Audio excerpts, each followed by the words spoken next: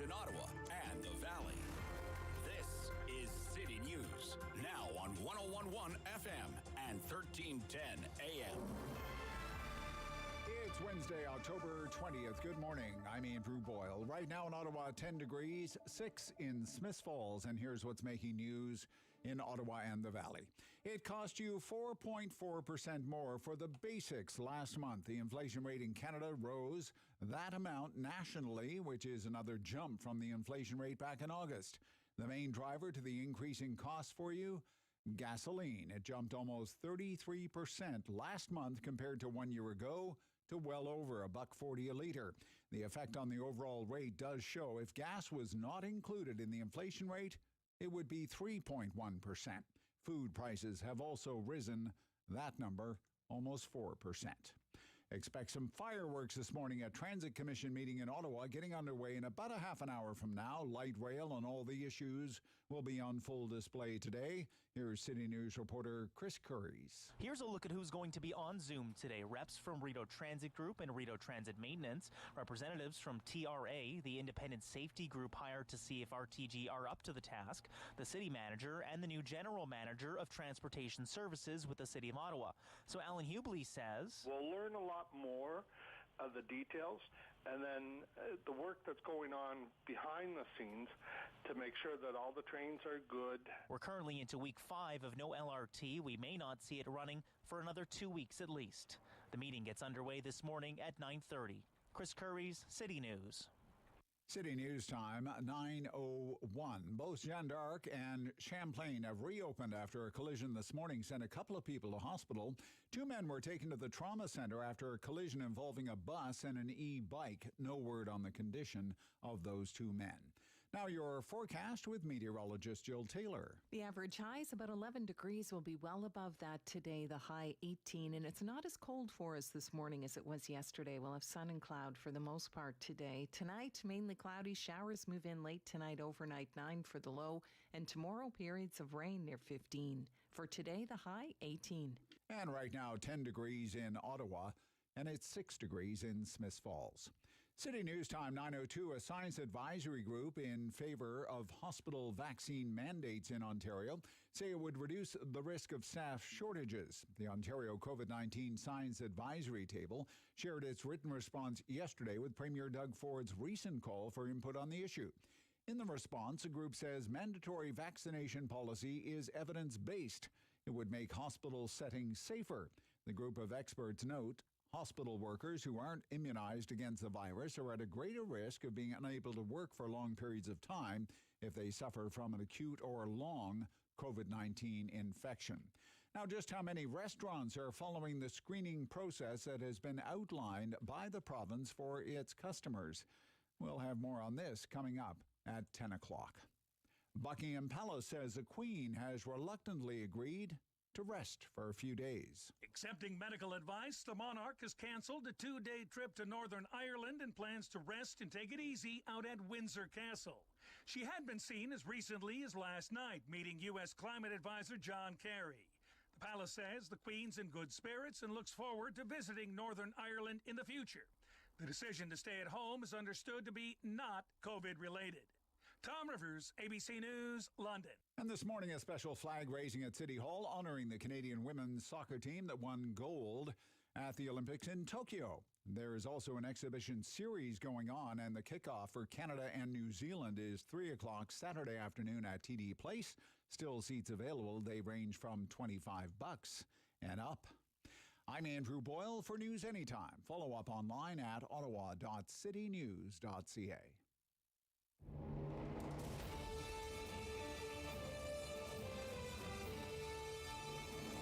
He's got the news and the views. He's got views on the news. It's the Rob Snow Show on Rogers TV and City News. 101.1 FM and 1310 AM. Oh, big day. Big day in the news game. You're in the right place. City News. Welcome to the Rob Snow Show. We are so glad when you make that decision to spend some of your time with us. I don't think you'll be disappointed today. We have a great program ahead for you. We're going to cover a lot of territory between now and noon. It is going to be, I think, a morning of developing news stories, breaking news stories locally here at the Big File Public Transit. Meeting of the Transit Commission this morning. One of the most anticipated Transit Commission meetings I can ever remember since it's been 1 full month now. 1 full month. Without light rail in the capital city, 1 full month. It's still hard to believe. It's still hard to believe, and yet, hey, believe it. And hopefully, you would hope that by the end of business today, we'll have a better idea of what is plaguing this wretched transit system that we have. What is being done? What is it going to take to get it back up and running again and keep it running? Long term. Reliably. Isn't that the trick? Elusive in Ottawa. You know, I'm just struck by all the things that this system had happened to it since it launched about 2 years ago. I mean, sticky doors, faulty computer systems, smelly stations, busted cameras, snapped wires, flat wheels, frozen switches, melted bearings, loosened bolts, broken gearboxes, and that's just off the top of my head. If this was my own private vehicle, and I had even half the problems that this light rail system has had, you know what I would do? I would park that vehicle in the nearest shopping mall parking lot, and I would leave it running with the keys in the ignition, praying for someone to come and take it away. I see the new head of transit services in Ottawa has just started her new gig. Comes from Montreal, where she was helping to run the bus system there. She's an engineer and an MBA grad. I wonder if she went to law school. Maybe that would help too. Given where I think all this is headed. Litigation. But I wish her all the best in her new role. She'll need it. She says her main goal is to restore confidence in the public transit system with the ridership of Ottawa. I don't envy her. It's going to be a big job. We'll be listening in. Ducking in and out of that Transit Commission meeting happening today. We'll see what more we can learn about our $2 billion train. All the heavy hitters are going to be there this morning. City manager, this new transit boss, RTG, people from the firm that the city hired to do the independent safety review, all going to be there. And yet already there are allegations of secrecy. Because there's apparently only so much information that can actually be made public right now. Because of whatever. Contracts, trade secrets. So it could be that questions will be asked by councillors or transit commissioners, and people won't be allowed to answer. Sorry, I can't answer that question. It's a secret. It's a secret, which is very frustrating and really, I don't think gets us very far when it comes to restoring confidence for the users of public transit. But it's getting going now, right, Dave? Getting going? Yeah. I get some reaction to that this morning as well. Look, and I've spent the last half hour reading this inflation report from Statistics Canada. This is another big story today. I believe it was just our lead story is the inflation rate. The top line number is 4.4%, but it doesn't tell you the whole story. There's some other eye-popping numbers in here. 4.4% year-over-year increase, okay? And it just keeps getting higher. It just keeps going higher. The cost of living, inflation here in the year 2021, October 2021. I mean, this number is higher than it was last month. Last month it was higher than the month before that. When you look at it on a chart, and StatsCan has provided a chart, I mean, it's just a straight line right up since the middle of the year. Since the summer, it took off, and it just hasn't cooled off at all, the inflation. So we're going to have one of the top economists in the country on our program this morning. We're going to talk about inflation, the Bank of Canada, interest rates, transitory versus pervasive. Doug Porter, I've been interviewing him for, decades now. He is the chief economist at the Bank of Montreal. 11:30 he's coming on our show. The Bank of Canada has been saying all along, it's transitory, which means temporary. It's temporary. It's, it's supply chains. It's the reopening of the global economy. It's all just going to be a blip, and eventually it's all going to cool off. Eventually it'll all sort itself out, right? Well, let's hope so. In March, the inflation rate was 2.2%. In April, it jumped to 3.4%. It was 3.6% in May, then down a little bit in June, but back up to 3.7% in July, 4.1% in August, and this morning the number's 4.4%. 4.1 in August, 4.4 today. That's the September number. And now it's the 20th of October, and oil's $82 a barrel. It was $75 a barrel for most of September. And I noticed gas is still $146.9 around the corner from the radio station here. And then you dig a little deeper. Every major component, there are 8 of them, every major component in the inflation report released this morning, every one of them, higher. Food, 3.9% higher for food. Shelter, 4.8% higher. What's known as household operations, okay? Utility bills, these kinds of things. 1.5% higher. Transportation, of course, gasoline, 9.1% higher. Health and personal care, 3.0% higher. Recreation, education, and reading, 2.1% higher. And the sins, booze, smokes, and pot, 2.1% higher. Alcohol, tobacco, cannabis, 2.1% higher. The smallest year-over-year increase, clothing and footwear, where apparently, I guess that's the only spot where there's a bargain to be had, like Old Navy and Aldo, I guess, 0.2% higher year-over-year. But every major component of the consumer price index higher, and in some cases a lot higher than this time last year. Inflation, the cost of living, shortages of all kinds of things.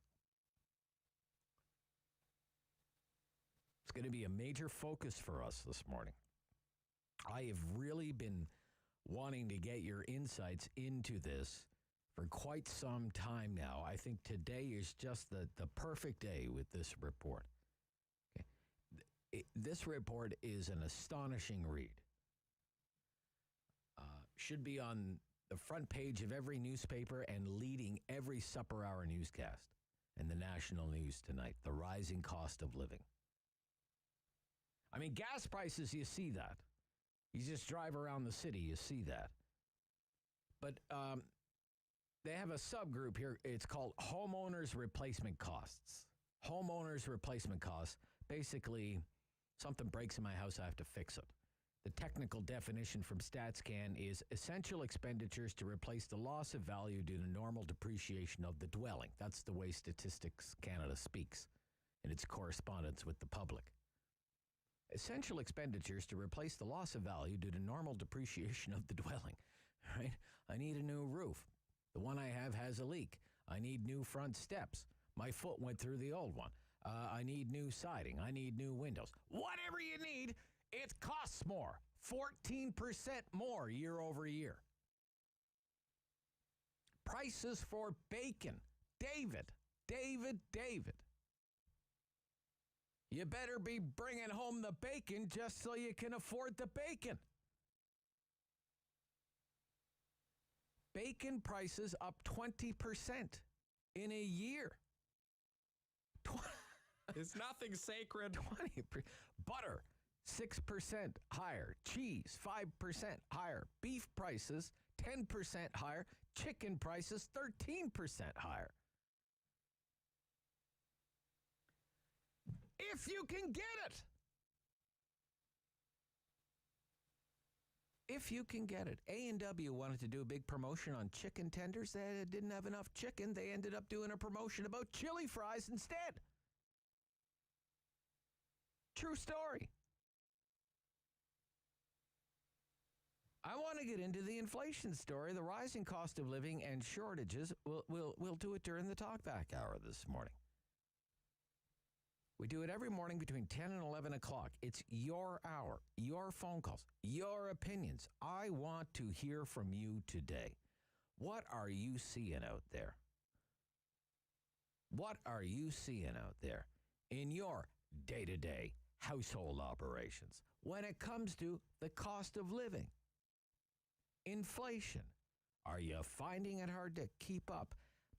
And have you, I'd be curious to know, I've talked to lots of people who have experienced a shortage of a product. They ordered a refrigerator. It took 6 months for the refrigerator to show up. Or they went shopping for living room furniture. Nothing for sale. Did you go looking for something only to be told it was out of stock? Did you order something only to end up waiting weeks, if not months, for it to arrive? This is a wake-up call report from Statistics Canada, and I need your help making sense of it. This morning on The Rob Snow Show on City News.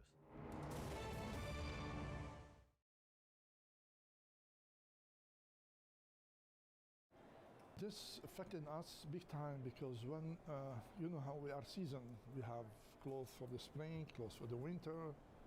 That time, lots of clothes didn't arrive on time from Europe or from here because some factory shut down. So, and this put us in an odd position. We received not all the merchandise, part of the merchandise. And people, and for us, we have to be careful, you know, especially with the virus going on. Like, did affect the business, of course, like everybody else. We're not immune, and since the government helped, you know, this did a little bit good for us too, but still affected all the sectors, especially clothing. You know, you can see big corporation affected bad because nobody was like thought it's gonna be like this.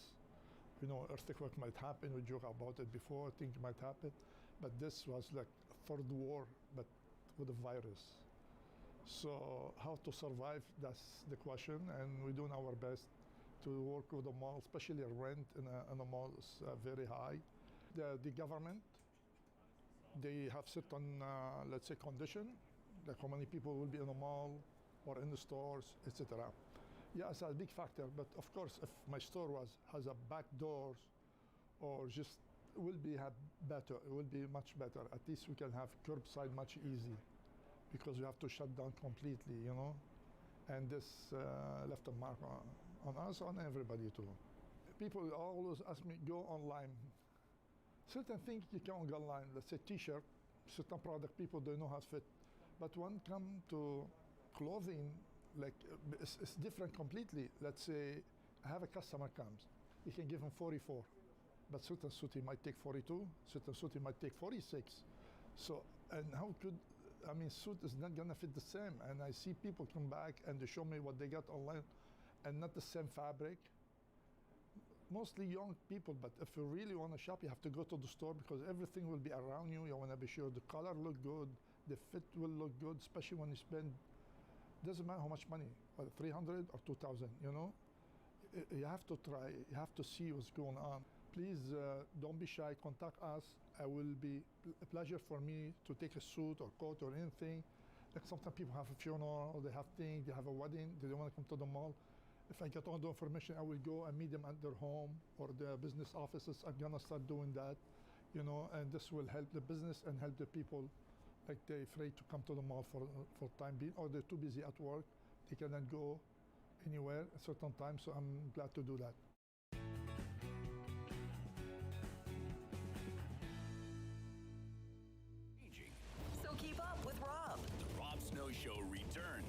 Rogers TV and City News, 101.1 FM and 1310 AM. Transit Commission meeting just getting underway via the Zoom City Hall that we have right now. I have my YouTube feed up. Nothing yet, except the words Rick O'Connor. That's the only thing I see on the YouTube feed right now. Rick O'Connor, ... Rick O'Connor is the city solicitor, if I'm not mistaken. So we're waiting for this big meeting today. 1 month today without light rail. As we welcome back to the Rob Snow Show here on City News, Laura Shantz from Ottawa Transit Riders. Good morning. Good morning. How are you today? Oh, I'm okay. I'm waiting with great anticipation for this meeting to begin, and we'll see what comes out of it. What are you expecting, Laura? What are you hoping for? Well, I'm really hoping for a bit of I don't have high hopes, I'll be honest, but I'm hoping for a more detailed plan about the return to service. We've been given that November 1st date as a maybe with 7 trains, but I really would like to know, what do we need to do to get there? Like, how do we know we're going to be on time? What do we know about that schedule? What needs to get done before that date? I'd like a lot more detail. Okay. What has the last month been like? When, you're a grassroots organization, Ottawa Transit Riders. You talk to a lot of people who rely on public transit or prefer public transit for any variety of reasons. What have you heard from them about what the last month has been like? There's been a huge amount of frustration, a lot of anger, a lot of really deep soul searching for some people about if public transit is really what they want to be using. There's been a lot of people talking about people getting bikes, saying at least while the weather's nice, they're going to be biking. People talking about getting cars, organizing carpools, because they just are losing confidence in the system. And they see these packed R1 buses. They see their local routes disappearing off the map because the buses have been pulled to run R1. And there's a lot of mistrust and lack of confidence. They don't believe they can get from point A to point B on time. And a lot of folks have good reason to think that. Now, reliability has been a persistent issue really since shortly after the launch of light rail some 2 years ago. But it seems to me with the last derailment, it goes beyond reliability and it kind of veers into the realm of safety. Are people actually... from what you're hearing, are they worried about their safety? That it might be actually dangerous to take light rail? Well, I'll give you just a quick little story. Back after the first derailment, I took my youngest son on the train. We had to go to the dentist. It's near Tiny's pasture. The train was the best choice, so we took it. And, little kids, they're happy to take the train. We went to the park after. He runs around and tells all his friends, we went on the train today. And he's so happy. Yep. And one of the other moms came up to me and said, are you sure that's safe?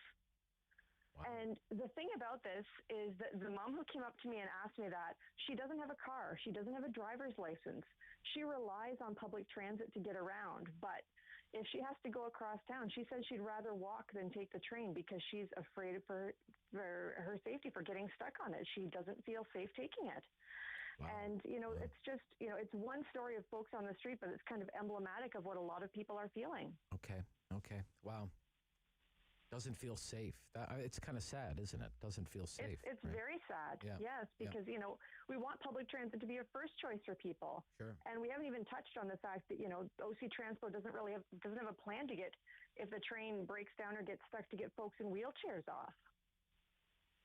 Oh, I didn't even think about that. Accessibility issues.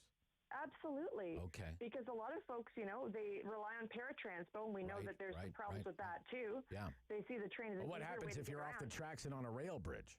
Exactly. Good point, Laura. Yes. Didn't even think about that. I didn't even think about that.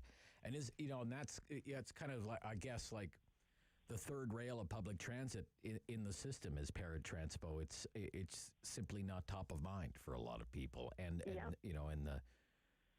But for the people who rely on it, it's absolutely, bottom line, it's essential. Yeah. And, if they can't rely on the train, that's even more pressure on that para system, which we know is, struggles a lot of days, right? Yeah.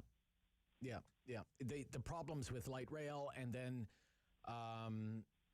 the ripple effects through the system with R1 bus service and what that does to regular bus service, all of this just overshadows, what has been a kind of an underperforming paratranspo service for a long time in the city of Ottawa. So, absolutely. Yeah. So, the new transit head taking over from John Manconi is quoted in the media this morning as saying her number one goal is to restore confidence for public transit users, to restore public confidence in the system. Mm-hmm. How can that happen? What can be done? Well, it's going to take a lot more than just getting the train back on the tracks. We can start with that. But, of course, we need to have a functioning public transit system, but we need, I think riders really feel like they're not being heard, not being listened to right now. And there's been longstanding issues with a lot of communities about poor service or service that doesn't meet their needs. And it would be really great if some of these longstanding issues could be addressed, if we could have, riders have a little bit more of a voice with OC Transpo and with understanding and working on these issues. Okay. All right. What about openness and transparency? For example, Sarah Wright-Gilbert, who's one of the transit commissioners, is expressing frustration already in anticipation of this meeting that there's information that Sarah Wright-Gilbert won't even be allowed to see or hear because of secrecy. It's secret, right? How frustrating is that for you? What do you think about that? It's very frustrating. I'm like you and like probably most of your listeners, I pay taxes here in Ottawa. I paid for this system, right? Yeah. And I think I'd really like to know what it is I paid for. And all the secrecy that's built into this contract, from my perspective, it really sucks the confidence out of the system. We get a lot of we hear a lot of things at Ottawa Transit riders, just rumors, or we hear, from sources who know things but aren't allowed to tell us, just, hey, there's problems with this, that, or the other thing. There's problems with, the undercarriages of the trains or whatever. And, but there's such a veil of secrecy that we can't have any honesty. We can't know what's going on. And I think it's a huge driver of the problem of rider confidence. Yeah. When there's a lack of information that's publicly available, people are going to kind of fill in the blanks themselves, and what that does, and I think we're seeing this already, what it starts is the rumor mill starts to fly. Absolutely. A couple of weeks ago it was, it's going to be 2 or 3 months before light rail is back up and running again. And then the city has to come out and say, no, it's not going to be 2 or 3 months. This last week there's been, rumors, they're having trouble securing parts because of supply shortages. And then the chair of the Transit Commission was on my show yesterday saying, no, it's not true. So these rumors start to swirl, and I think it's because of the lack of transparency. So I agree. Yeah. Okay. We have a lot of people who they don't trust what they're hearing officially. And, I heard when they said, there's not a part shortage, I heard people, there's people online saying, can you hold up today's newspaper beside the box of parts to prove it's there? Right. Because people are very, that's what people, for good reason. They lack a lot of trust right now. So it's a tough time. Looks like the meeting is just about to get underway. I know you'll be watching it. We're watching it too and covering it with great interest here at City News. Thank you again, Laura Shantz. Bye-bye. Thank you. Have a great one. From Ottawa Transit Riders. This is the Rob Snow Show. Your political fix is next on City News.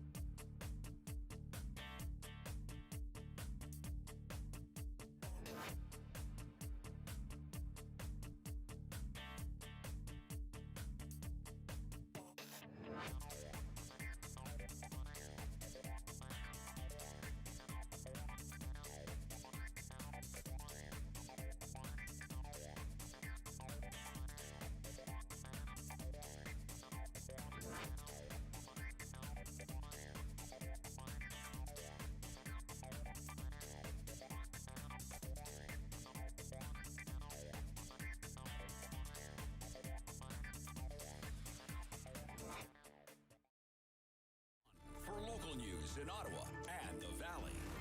This is City News, now on 101.1 FM and 1310 AM. It's Wednesday, October 20th. Good morning. I'm Andrew Boyle. Right now in Ottawa, 12 degrees, Smiths Falls, 11. Here's what's making news this hour. Ottawa Public Health has told Nepean MPP Lisa MacLeod 30% of restaurants in the city are not following provincial COVID rules. OPH says almost one-third of the restaurants are not asking all customers for ID and proof of vaccination status before they're seated. Transit Commission just getting underway in Ottawa. Both Rideau Transit Group and Rideau Transit Maintenance will be on the hot seat, answering questions over performance and the most recent shutdown, now into week 5 after a derailment on September 19th. Inflation rate in Canada close to 4.5% last month. StatsCan says the overall cost of living increased 4.4% in September compared with 1 year ago. Main culprit, gas, selling for well over $1.40 a liter. It has spiked almost 33% compared to September of last year. Ottawa is almost a full percentage point above the national rate in September. It cost you 5.3% more to live. That's actually the second highest rate of major centers in the country. Only Charlottetown at 6.2% is higher.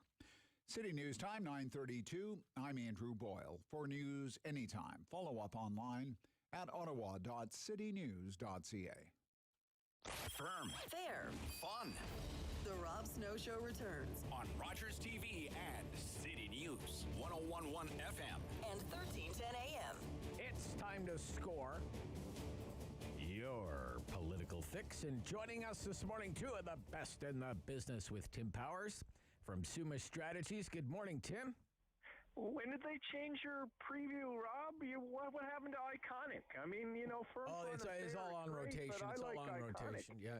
I like the Ottawa icon too. The Ottawa icon. Yeah, not right. I'm going to complain to your agent and management. Okay. Well, see if you can get me a raise too, given the inflation report that's out today. Okay.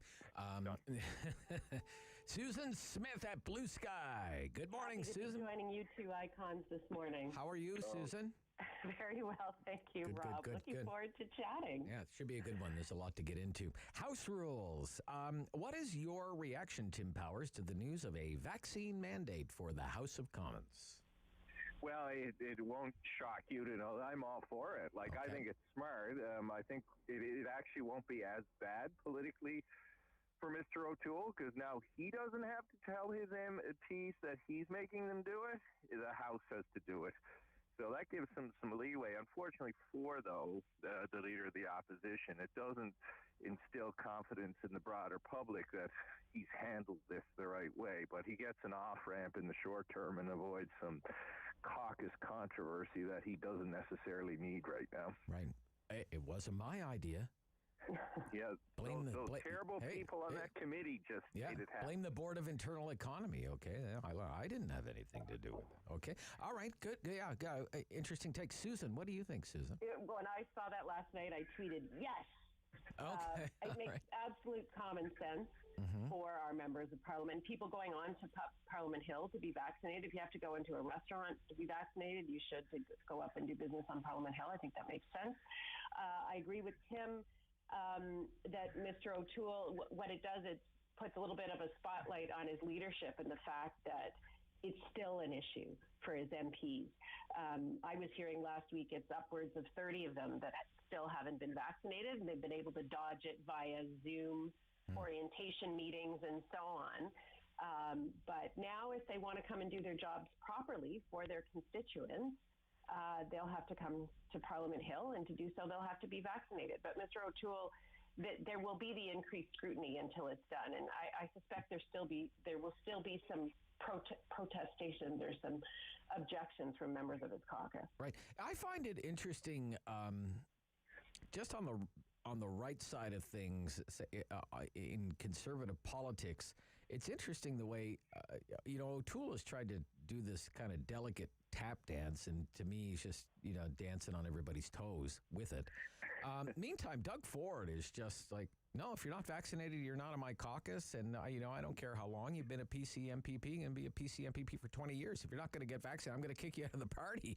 I mean, like a really tough line. It's kind of interesting, wiggle right? room for somebody. That's the one thing about Ford on that one. There was one MPP he kicked out, and I think he's probably good riddance to a troublesome member. But there's another member who misrepresented her vaccination status, and he didn't immediately expel her.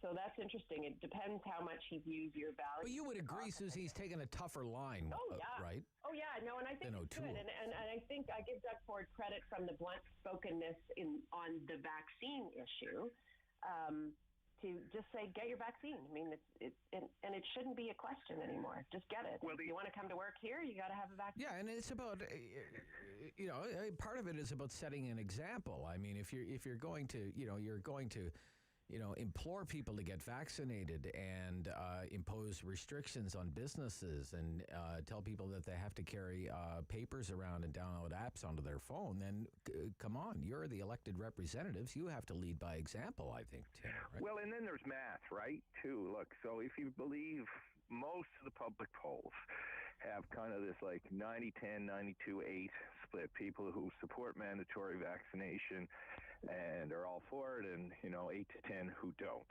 So assume that transposes to constituencies. So to a point Susan made a moment ago.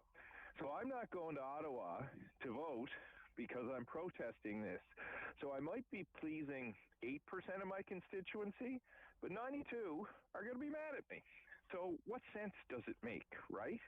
At a certain juncture. Again, I understand what Mr. O'Toole is trying to do. He's not looking to create more self-inflicted harm at the moment. He's going to try and cast blame elsewhere.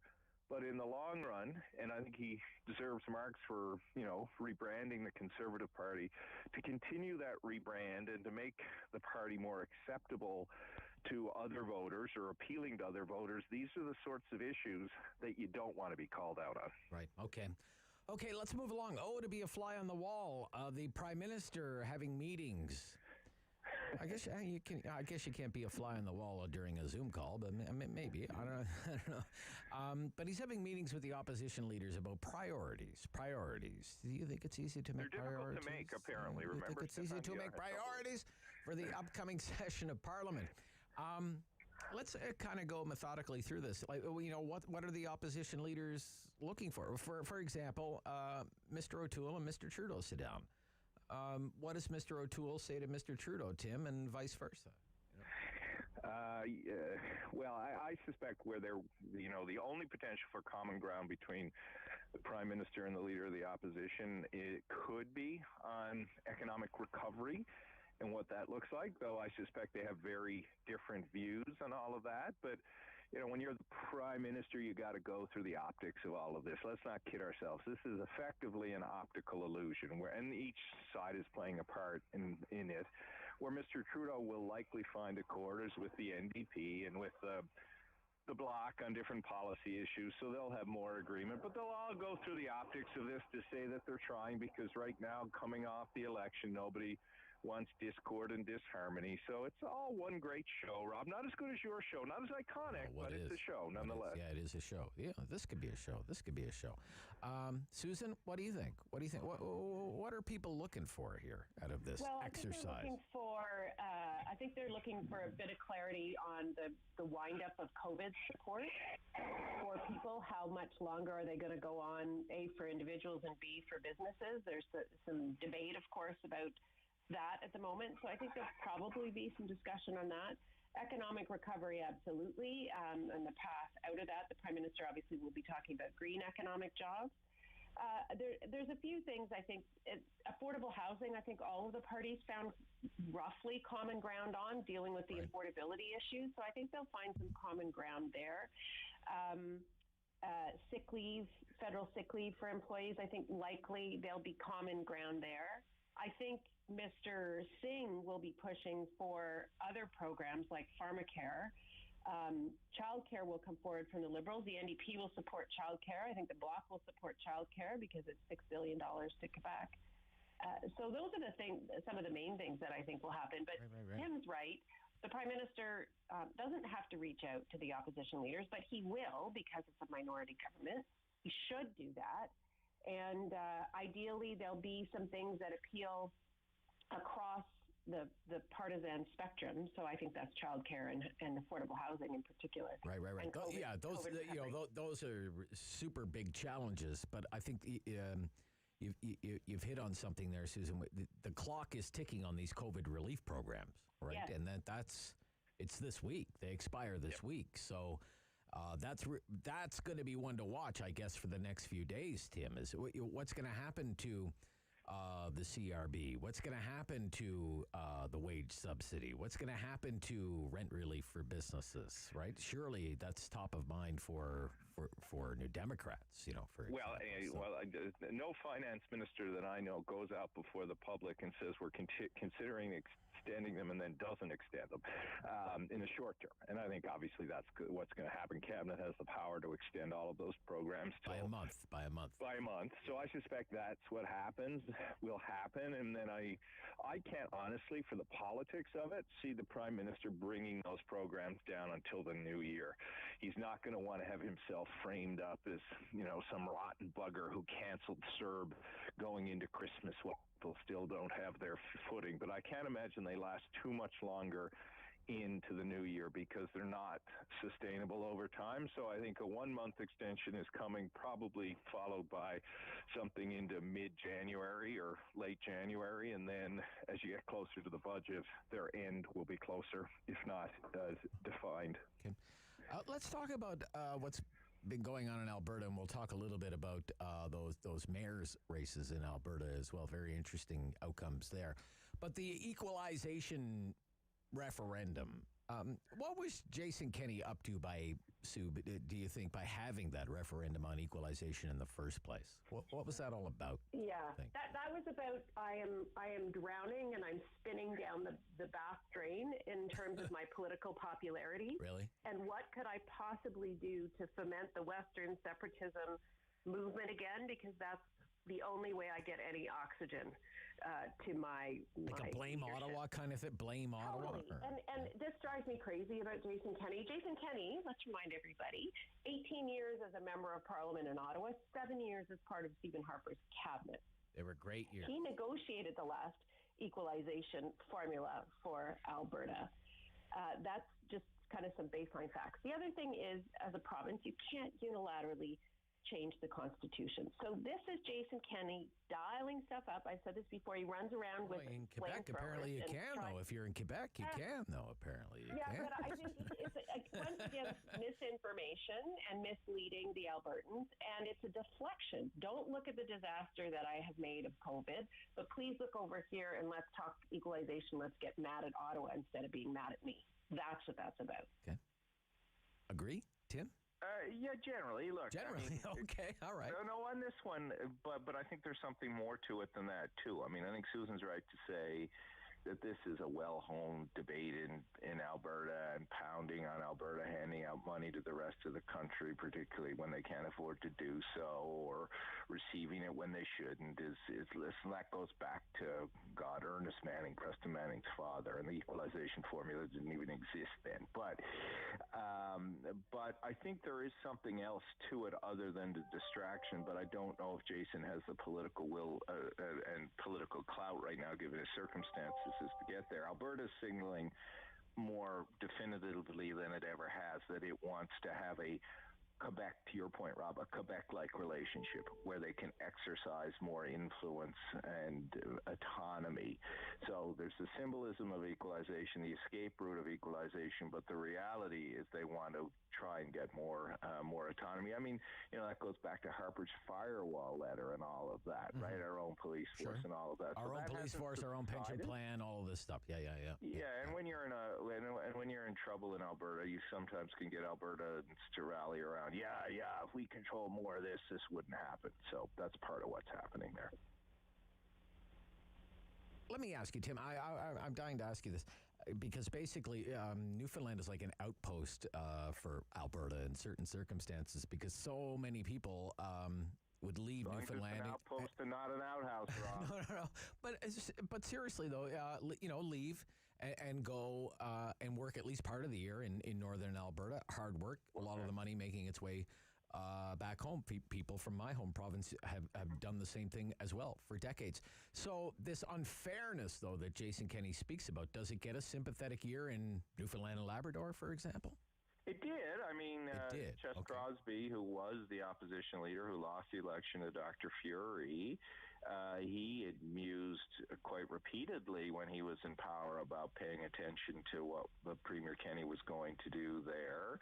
I didn't get a whole lot of broader traction, but again, the point in Newfoundland, similar to the point in Alberta, was about we should have more control over our offshore oil resources, and we have to spend our, if only we had more control, somehow it would be better.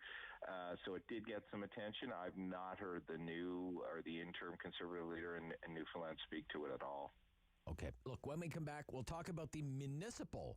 We don't talk a lot about municipal politics on this show, but certainly the municipal elections in Alberta got a lot of media attention this week, and I want to ask our panelists about them. When we return, this is the Rob Snow Show, Rogers TV and City News.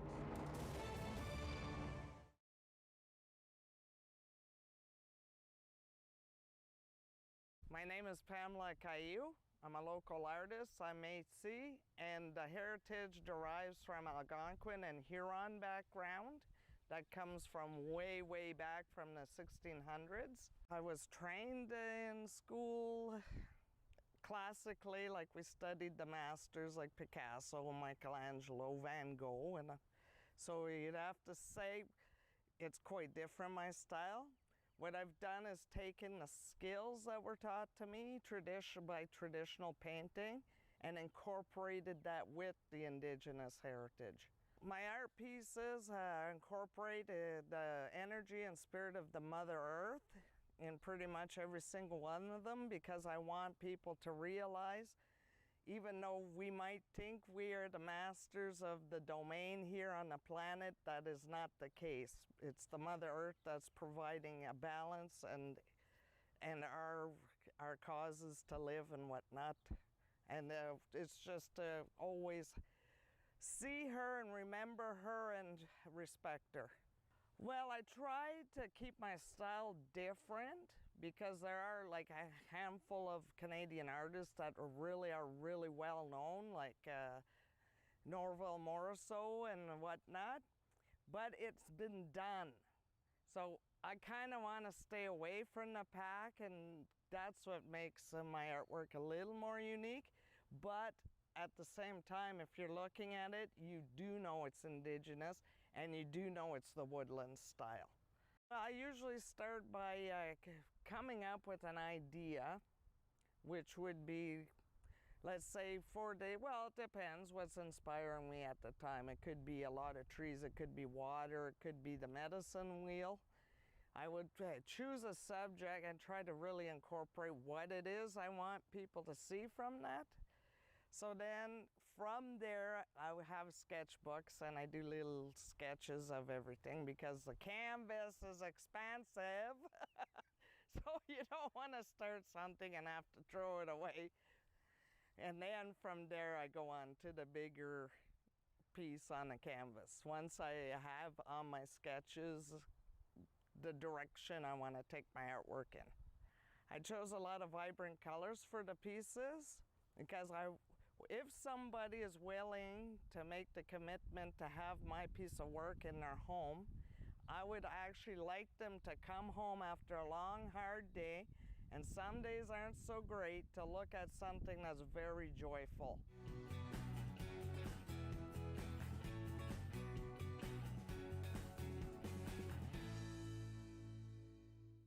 Community opinion.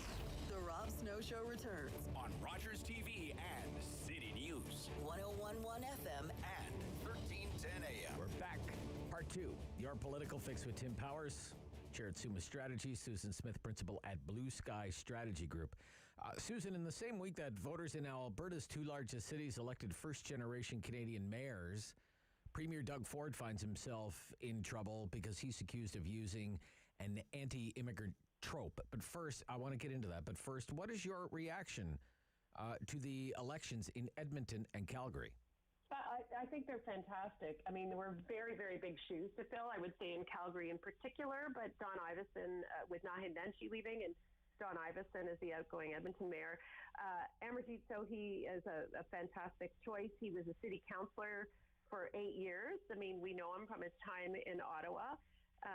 He understands city council and kind of worked his way up to it as a taxi driver, then a bus driver, then a union leader, and then as a councillor for a long time, and now as mayor. So he's someone who knows the city well, and the city has chosen him on many, many occasions to represent them. So I think that's fantastic.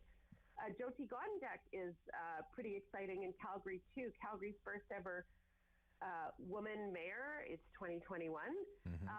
And she will lead a council, as Mr. Sohi will, that's very diverse in terms of backgrounds of people, in terms of women and men represented, et cetera, in cabinet. So two very progressive cities have elected two progressive mayors. They both have big challenges on their hands. I mean, Calgary's downtown is practically hollowed out with the office towers, and they've got to find a way to get people back in. I used to live in Calgary. I know what it's like. Oh, really? Okay. Oh, yeah.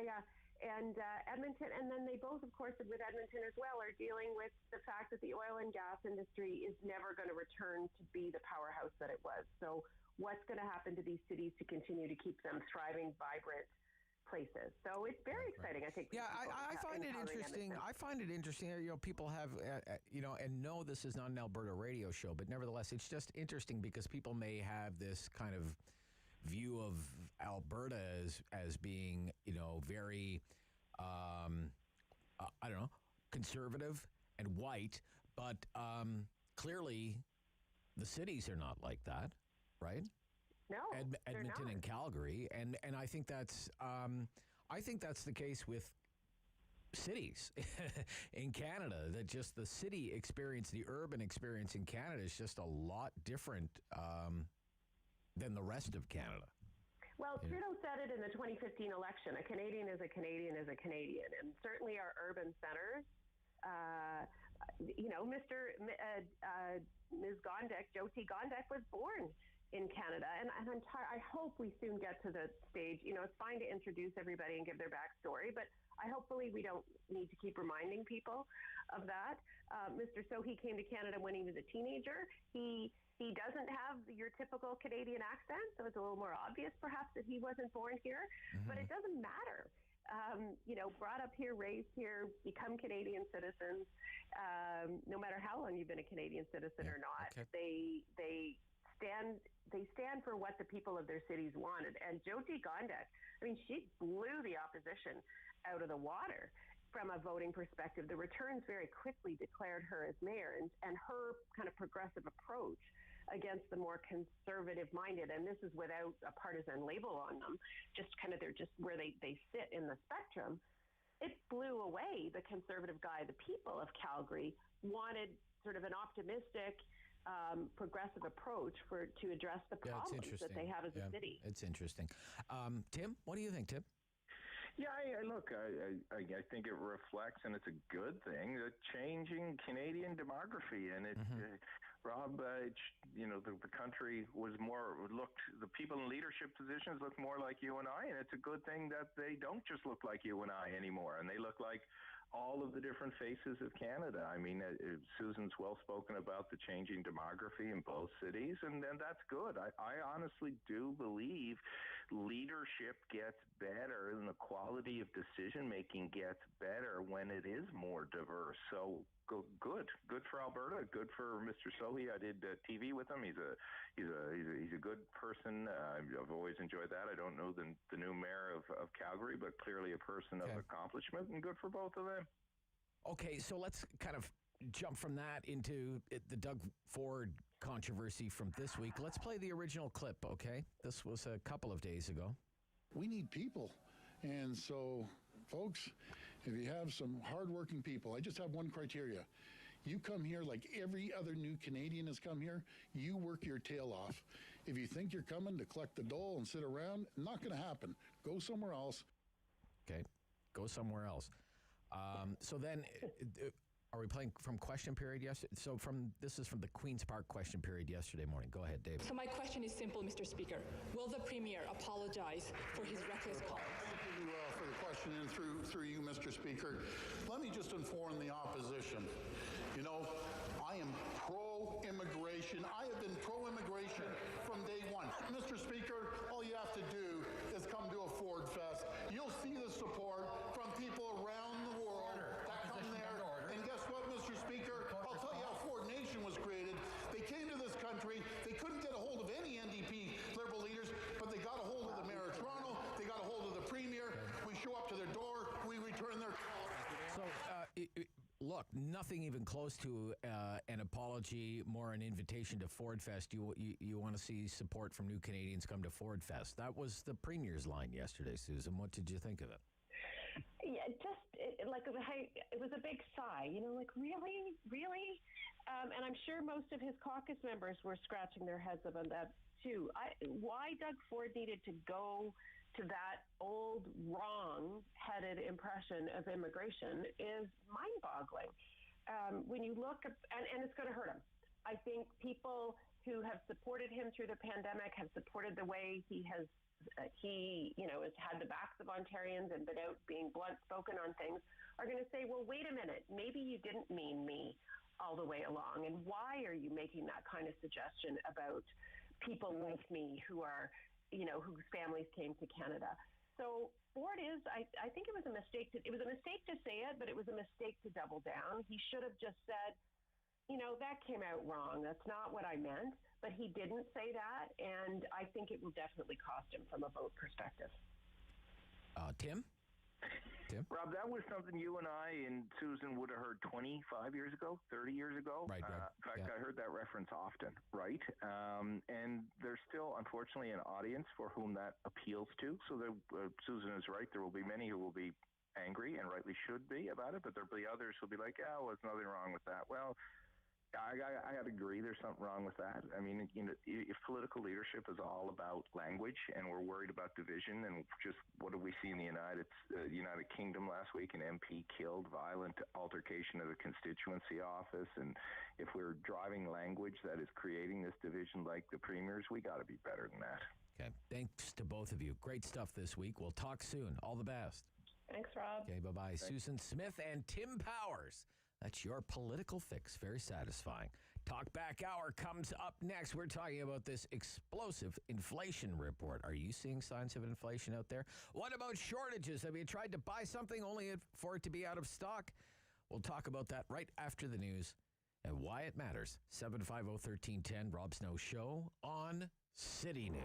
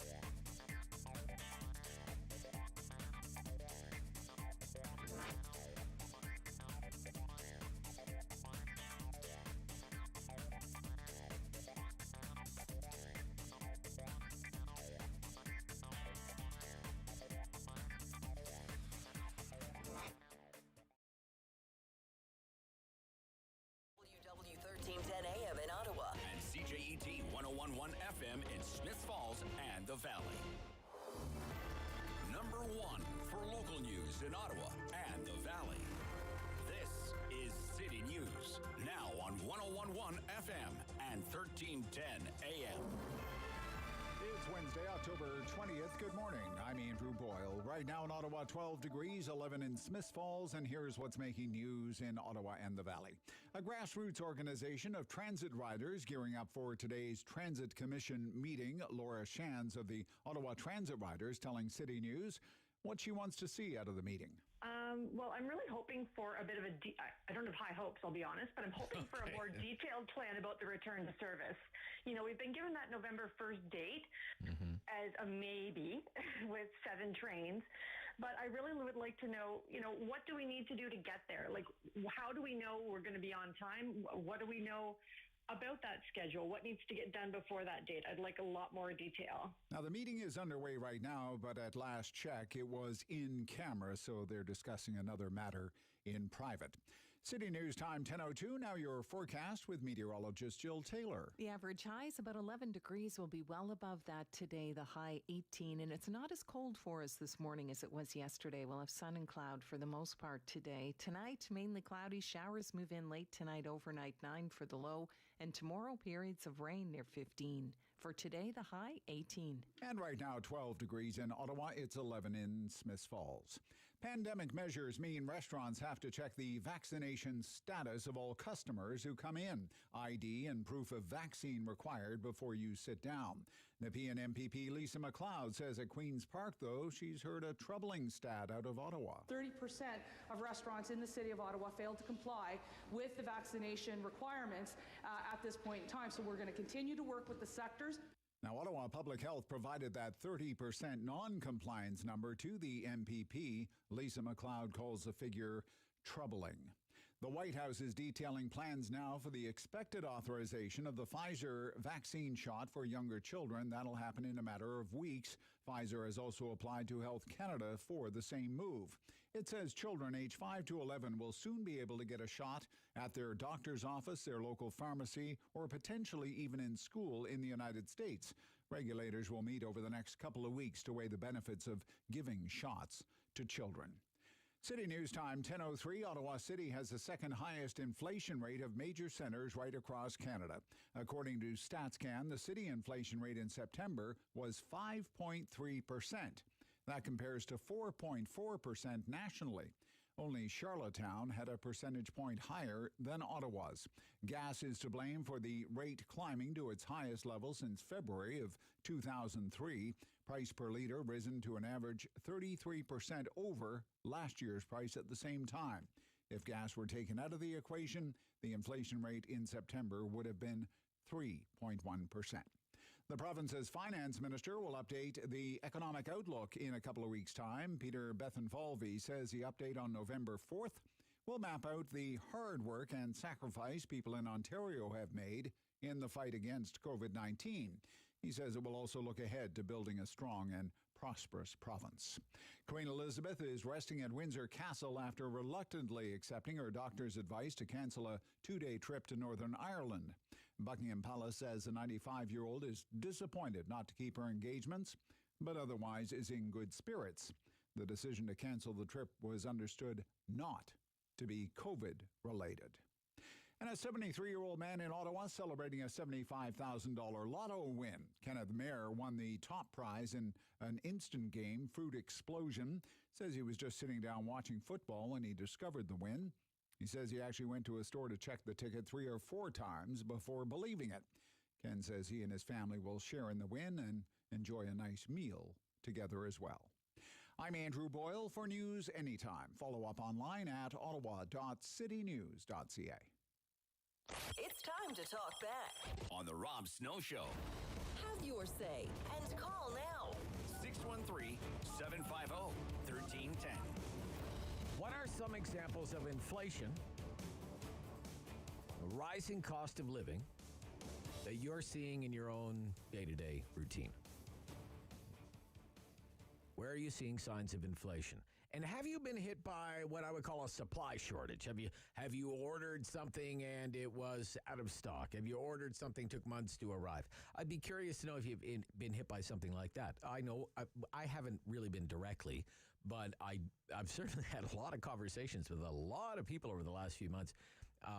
People frustrated by, delivery times, these sorts of things. The rising cost of living, inflation, supply shortages, why it matters as well, because it matters a lot when you have a report like this StatsCan report this morning that shows a 4.4% increase in the cost of living. So all of my phone lines are available right now. We're just kind of going to share some stories this morning about trying to get by, trying to afford the basics. 750-1310. 750-1310, 613-750-1310, the rising cost of living, shortages, inflation, examples of inflation, examples of higher costs, examples of shortages that you've experienced. Okay? What are you seeing out there? Have you been surprised? Have you been shocked by the prices of some things? That you know, bacon prices up 20% according to Statistics Canada. Okay. Have you gone shopping either for something, relatively inexpensive or a big ticket item, only to find out that it's out of stock, or you're gonna have to wait forever for it to arrive? Have you purchased an item only to find out that you have to wait weeks and weeks and weeks, or months and months and months for it to be delivered? Because all of these things are inflationary. They're signs of inflation. And it's really something we haven't had to think about as Canadians since like the late 70s, early 80s. When inflation in the late 70s, early 80s was public enemy number one. It was public enemy number one. It was the biggest issue for governors of the Bank of Canada, for prime ministers, and it was a top-of-mind issue for working-class people, taxpayers, homeowners. Just ask anyone who lived through it. Okay? A lot of you, I know you lived through it. Now, I was around, but I wasn't really aware what was going on. My father does not have the fondest memories of it. 17 and 18% mortgage rates. The days of double-digit interest rates that marched all the way to 20%, the days of double-digit inflation. A lot of people don't look back at those days with happy memories. And it took a lot of heavy lifting, and a lot of people suffered. There was a lot of grief to slay the inflation dragon, bring inflation under control. And now, the big debate is whether it's temporary or something more permanent. But now, it's back. It's back, 4.4%. And what I want to hear from you this morning is how it's affecting you in your everyday life. Okay, I've had to make some decisions about, things that I'm going to buy or not going to buy. It's usually not going to buy lately. But what are you seeing out there? You're out doing your own errands. You're just stocking up on your own basic necessities. What are you seeing out there? On the rising cost of living. 750-1310, 750-1310, 613-750-1310. We have a couple of lines available and a couple of people have called in. Anne in Ottawa. Anne. Hi. Hi, good morning, Anne. Hi. There's two things for me. First of all, I ordered a pair of, because I have a bit of sort of problem feet. I ordered a pair of running shoes at Sports 4 downtown in August, and there's still no sign of them. In August? No sign. Wow. Yeah, no, and initially they said 10 days, but that's when all of this stuff with the supply chain was really getting into its, niche. Yeah. But I've noticed prices. I do a lot of baking and stuff like that, so I buy a lot of butter. And butter, yes. Yeah, I'd be in my heyday. Okay, there'd always be these cycles where you could get butter for $2.99. It'd be on sale at the Metro or Loblaws or wherever, and I would stock up. I'd buy it because you put it in the freezer, right? Sure. Yeah. And you try getting butter below $3.50 now. That's just glaring. And have you tried to buy a steak lately? Oh, my goodness. Yeah. That's one of the things that I've had to forego, really. Well, I mean, it's one of those things. Now it's like special occasions. It's like a special occasion. But this is right. You're not imagining it. Obviously, this is right in the inflation report. I have it right in front. Prices for dairy products, just that big broad category, dairy products up 5%. Butter up 6.3%. This is year over year. Okay, cheese up 4.6%. Eggs up 5.4%, and all of those are supply managed, right? Supply managed. Yeah. And then it says edible fats and oils, 18.5%. Yes, I've for noticed. like canola oil and sunflower oil, whatever, those kinds of things. For the longest time, you could get like a big gallon. Margarine jug. would probably be included there, margarine, right? 18.5%. No, seriously, you used to be able to get a big jug of canola oil, say somewhere like Food Basics, for around $5. Now it's around $8. So, and the thing is, with all this stuff going up in prices, everything that's made by companies like bread and stuff is going to just go up too. Like it's going to be nuts. I don't know. I feel really bad for low-income people. I really do. Yeah, sure. Yeah, World don't of blame hurt. you. Yep. Thank you, Ann. Thank you. 750-1310.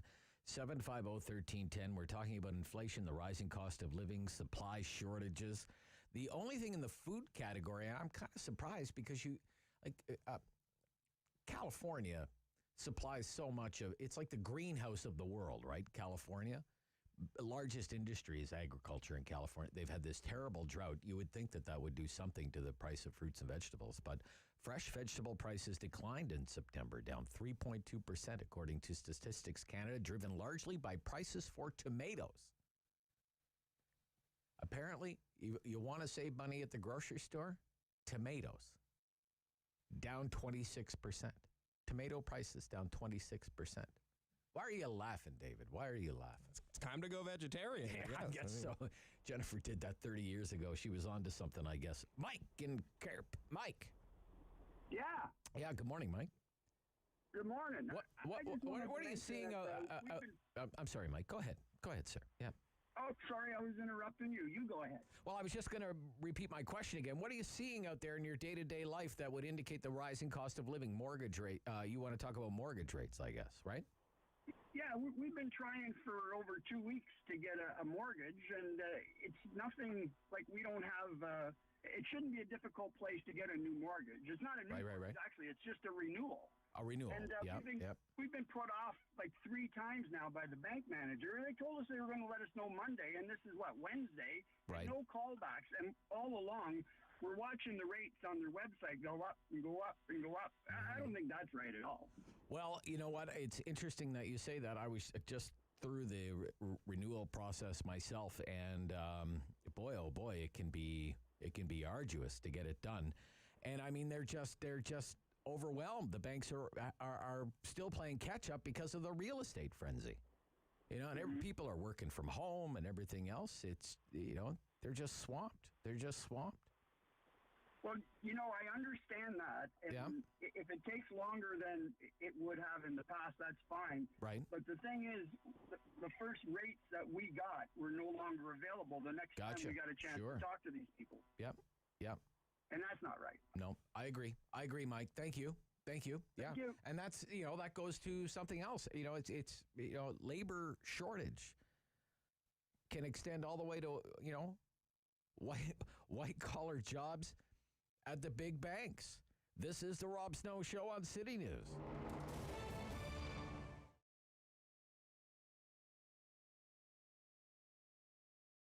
So Rideau Rockcliffe Community Resource Center has been around since 1982, and it's here to serve residents of Ward 13.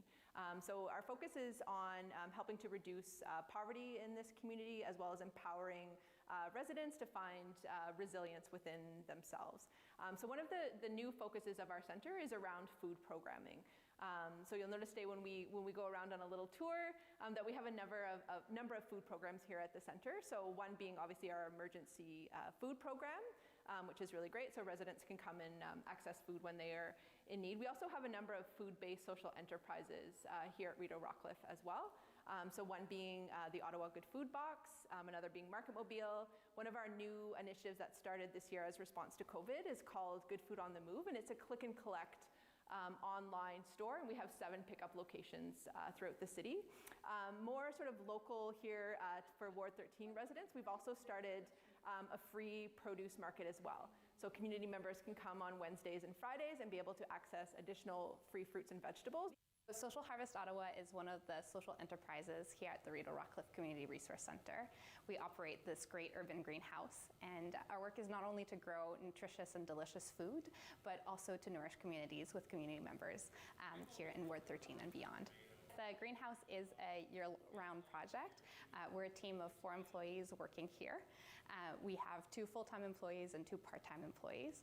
We focus on growing microgreens from late fall to early spring and hothouse crops in the summertime, such as tomatoes and cucumbers. The Mission Food Truck we're in our 5th week of collaborating with them to come visit our center, and we just got in on it at the right time. They were looking for new communities to branch out to. They said absolutely. Right now they're funded through donations. They travel around Ottawa and just give out delicious, fresh, hot food to people as well. We have at our center the Ottawa Good Food Box as well as the Market Mobile. So Ottawa Good Food Box has been around for 25 years and Market Mobile is a little younger, started in 2014. So they're both have the mission and the mandate of making fresh food more accessible and affordable in neighborhoods that lack access to a grocery store. So I think the greatest need that we've seen as a result of the pandemic in our community is people that we maybe have never needed to access our services before, right? So a lot of people have had, layoffs. Maybe they're just not able to work because they have to stay home with their children, over the summer, that sort of thing. So we've definitely seen the need go out, particularly for our food programming, as well as some of our counseling services as well. So it's a heavy time for people emotionally.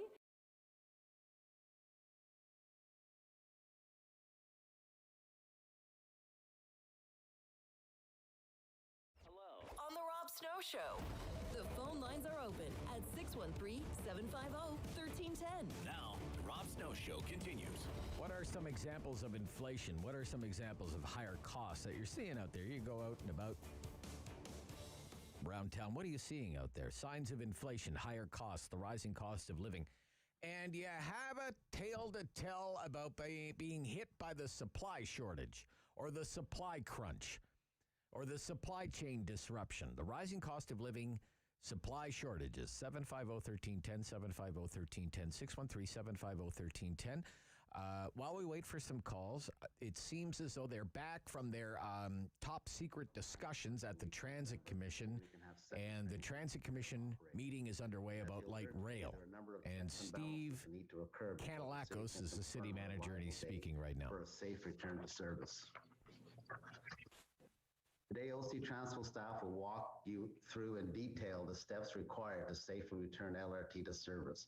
And this includes an update on the root cause analysis, investigations, actions taken to date, and future work required. They'll talk to you about TRA's role on this on behalf of the city and our riders. And they'll also provide you with the details on the efforts being made to improve R1 service during this very challenging time. We've made progress since we were together last month, but as you'll learn, there's still lots of work to be done with this system. We need our partner, Rideau Transit Group, to provide us with the highest standard of service to our residents that we Ottawans expect and that we contracted for, and will continue to hold their feet to the fire. And we have engaged top rail safety experts in North America to provide us with their guidance. So we have what I believe are an excellent team on the ground, ensuring that this gets back up and running safely. So really, we're paying attention to that. We have reporters assigned to cover that in great detail for you this morning. This is City News. It's the Talkback Hour, 750-1310, 750-1310, 613-750-1310. It's pretty amazing, really, just to, when you talk about inflation, you think back to the most recent election campaign and this issue, the rising cost of living, the inflation rate, which some call a hidden tax. Canadians were telling pollsters during the election campaign, this is my number one concern right now. Over and above everything else, that I have every right to be concerned about right now. COVID-19, the healthcare system, my parents in long-term care, my kids trying to do virtual school, climate change, name your topic. The rising cost of living was the number one issue for a lot of Canadians. And it turned out to be the election issue for maybe a week and a half. 2 weeks at the most, and then it just kind of dropped off the radar, which was baffling to me. Why the Conservatives didn't make the most out of that, the rising cost of living, everything from the price of a house in the city to the cost of ground beef at the grocery store. Why they just didn't hammer away every day, like broken records. I'll never understand it. It was right there. They hammered away on it for a little while, and then they just stopped. Maybe because they were back-footed because of the side issues that were never top-of-mind issues. Abortion, gun control. Maybe that had something to do with it. They were just outfoxed, outwitted, outplayed. And in the end, the vaccine mandate issue did them in. But all the while, the inflation rate just kept going up, and the price of gasoline just keeps marching higher, and the purchasing power of Canadians, all of us, just keeps moving lower. For me, years from now, when I look back and remember that election campaign, the needless election of 2021, that'll be one of the things that I'll remember, how the Conservatives missed the forest for the trees, got totally knocked off track with their messaging because of inexperience and incompetence. The major issue should have been the cost of living. It should have been the cost of living election. What are you seeing out there, though, in your own day-to-day life, when you go to fill up, when you go to the grocery store, when you go to the shopping mall, the big box store, the furniture store, the dollar store? What are you seeing out there with prices? And have you tried to buy something only to be told, sorry, it's out of stock, and you're out of luck. And you'll have to wait and wait and wait and wait, and wait some more. Helen in Westboro. Good morning, Helen. You're on City News. Good morning. Hi there. You might have figured out already that I'm a crazy old cat lady. Crazy old cat lady. Okay, all right. And when I go to I don't have a car, so I walk to Superstore and those places. Right. But when I go and I look at the cost of meat or something for myself, I can, that's too expensive, I'll put it aside and get something else. Right. But my cats. Yes. I used to buy a case of like 12 cans of cat food. It used to be $7.88. $7.88, okay. Yeah. Now it's $9.28. Wow. $9.28. $9.28, wow. Yes. Yes. And I have to get it for my cat. You have to get it, yeah. Because you're the crazy old cat lady. I'm the crazy old cat lady, right? Yeah. And how long? Okay, so 12 cans of cat food, 3 cats, 12 cans of cat food. So how does that how long does that last? Well, I get 2 cases at least a week. A week, yeah. Okay. Holy cow. I give them dry food. And the other thing is some of the cat food in there they don't like that week, so, Right. Anyway, that's, people that have pets, it's expensive. And the other thing are, like the paper towels and all those things are very expensive. Yes. God, yeah. Yeah, so, You're seeing it. You're seeing it, though, right? Yeah. Yep. Okay. Interesting. Okay. Helen, thank you. Yeah, great to hear from you. Bye-bye. In College Square, Lori, you're on City News. Good morning, Lori. Good morning. What are you seeing out there, Lori? Well, one thing I've noticed, because I tend to try and buy stuff used if I can, just to save from ordering things and packaging and paying the tax and all that. Yeah. So I shop a lot on Facebook Marketplace. Try to get something made by IKEA. And you have to be like the first one in with, is it still available? They go so quickly. Oh, really? Okay. Anything IKEA goes because you don't have to assemble it, right? It's already put together, you mean? Okay. Yeah. Because it's so used, anyways, right? Yeah. I went in for a dresser on Monday. I just happened to see it. It's something I've been searching for a long time. And I got in, and the woman said, yep, sure, come get it. And it didn't happen until later on that day. She said when I got there, she had over 150 people messaging her, offering her triple what she asked for. For an IKEA dresser? Really? Yes. So she happened to be in IKEA that day looking for a sofa, and she said, what is going on? and asked the lady, and she said, "Oh, well, that one in particular is one of our most popular, and it's been on back order forever." Oh, okay. So there's definitely an underground economy, if you will, going on. Interesting. Where people are doing what they can to get what they need because the supply chain is so poor at the moment. Well, isn't that something? But I'm just saying, bidding wars for IKEA furniture. It's okay, I crazy. never thought I'd hear that. It's actually a thing. And I mean, I think about IKEA furniture. I'm sorry, Laura. I think about IKEA. I have a whole house full of this stuff. My wife hates it because it's not like grown-up furniture, right? Well, I know what you're saying, but they do have some higher end, really nice looking stuff. And for me, Right. I cannot get past buying, things from the bigger furniture stores that charge triple for about the same quality. It's not that. Okay. All right. Yeah. Anyway, so that's something I noticed, and it's very interesting to me and kind of sad when you think of it. Oh. Okay, Lori. Thank you. Yep, Thanks. great one. Yeah, bidding wars for IKEA furniture, David. Bidding wars for IKEA furniture. Do you ever thought you'd live long enough? No furniture in stock. How was that? We're furnishing. We just moved. We're trying to furnish our new place. Yeah. And what's that like? It's terrible. Are you having problems? Oh, God. We were at IKEA Tuesday night. Okay. No, Monday night. And it seems like 30% of their warehouse is empty. Oh, I've really? never seen Okay. so many empty shelves at IKEA. Really? When you go into the basement there to go and collect your stuff, it's just floor to ceiling, empty shelves in the warehouse. As I said to Jennifer, I think we might have to go to IKEA this week. There's nothing there, man. Don't even bother. And you go online, they don't tell you it's out of stock till you try to check out, so you can pick and choose everything you want, and then half of your cart is not even available to order. Right. They can't tell you. And when the they're way gonna they have IKEA set up now, you always had to kind of snake your way through the whole thing. That was one thing. But then now, at least, the last time I was there, I haven't been to IKEA, since the pandemic. I haven't been to IKEA since the pandemic. But a lot of the stuff, you got to go kind of down to the warehouse part and get yourself and haul onto the cart, right? That's right, yeah. So I would imagine there are probably a lot of lost souls wandering around that warehouse part of that IKEA store wondering, like, where is my stuff? Exactly, yeah. It's not even here. A lot of empty shelves. I was overhearing conversations with the staff of like, well, we might get one in next August, or, oh, no, I can't even. It's not even showing me when we're going to get more of those. We don't have any of those. Stuff like that.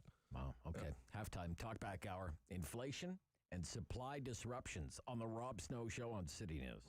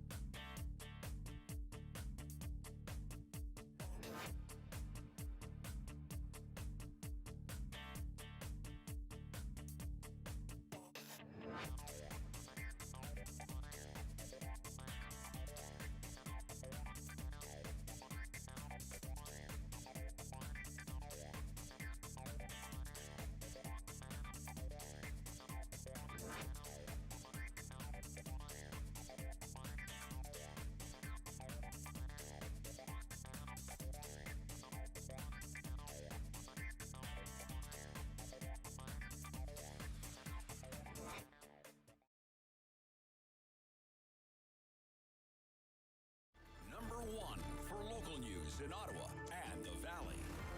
This is City News, now on 101.1 FM and 1310 AM. It's Wednesday, October 20th. Good morning. I'm Andrew Boyle. Right now in Ottawa and in Smiths Falls, 14 degrees, and here's what's making news this hour. 30% non-compliance. Nepean MPP Lisa MacLeod told the legislature that's the rate of restaurants, according to Ottawa Public Health, not asking for ID and proof of vaccination status in Ottawa from their customers. Questions from City News to OPH have been directed to the city media relations staff. COVID infection rate continues to decrease in the province. 304 cases, the number today, with 4 more deaths. The province says 19 of these new cases are in Ottawa, 6 in Eastern Ontario, 5 in Leeds Grenville Lanark Health Unit, and no new cases today in Renfrew. The province says they completed over 31,500 tests, and the number that came back positive is at 1.3%, again, a steady decline. The Transit Commission meeting is underway after about a 40-minute in-camera session. RTG and the maintenance wing of the light rail operator expected to answer questions about the latest shutdown, now into week number 5, after a derailment around Tremblay Station September 19th. Now, right now, the Director of Transit, Troy Charter, is giving an update on what we know to this point. City News Time, 10:32. I'm Andrew Boyle. For news anytime. Follow up online at ottawa.citynews.ca. It's time to talk back On the Rob Snow Show. Have your say and call now. 613-750-1310. Second half, the day that Statistics Canada says the cost of living is up 4.4% in a year. Much higher than it was this time last year. This summer, it just took off, and it hasn't stopped since. Well, I want to know, what are you seeing out there in your day-to-day life, okay? What are you seeing in terms of the inflation, the rising cost of living? And have you been hit with supply shortages, for example? Inflation and supply shortages. Big story today. I want to know, what's going on in your own life, okay? What are you seeing out there? I mean, the price of gas is the most obvious one, unless you've gone electric, I suppose. And you're like laughing at the gas station as you drive by. But I mean, the rising price of fuel is something, it's just hard to escape. It's the most basic of basics. I never used to be the kind of guy who thought too much about the price of gas.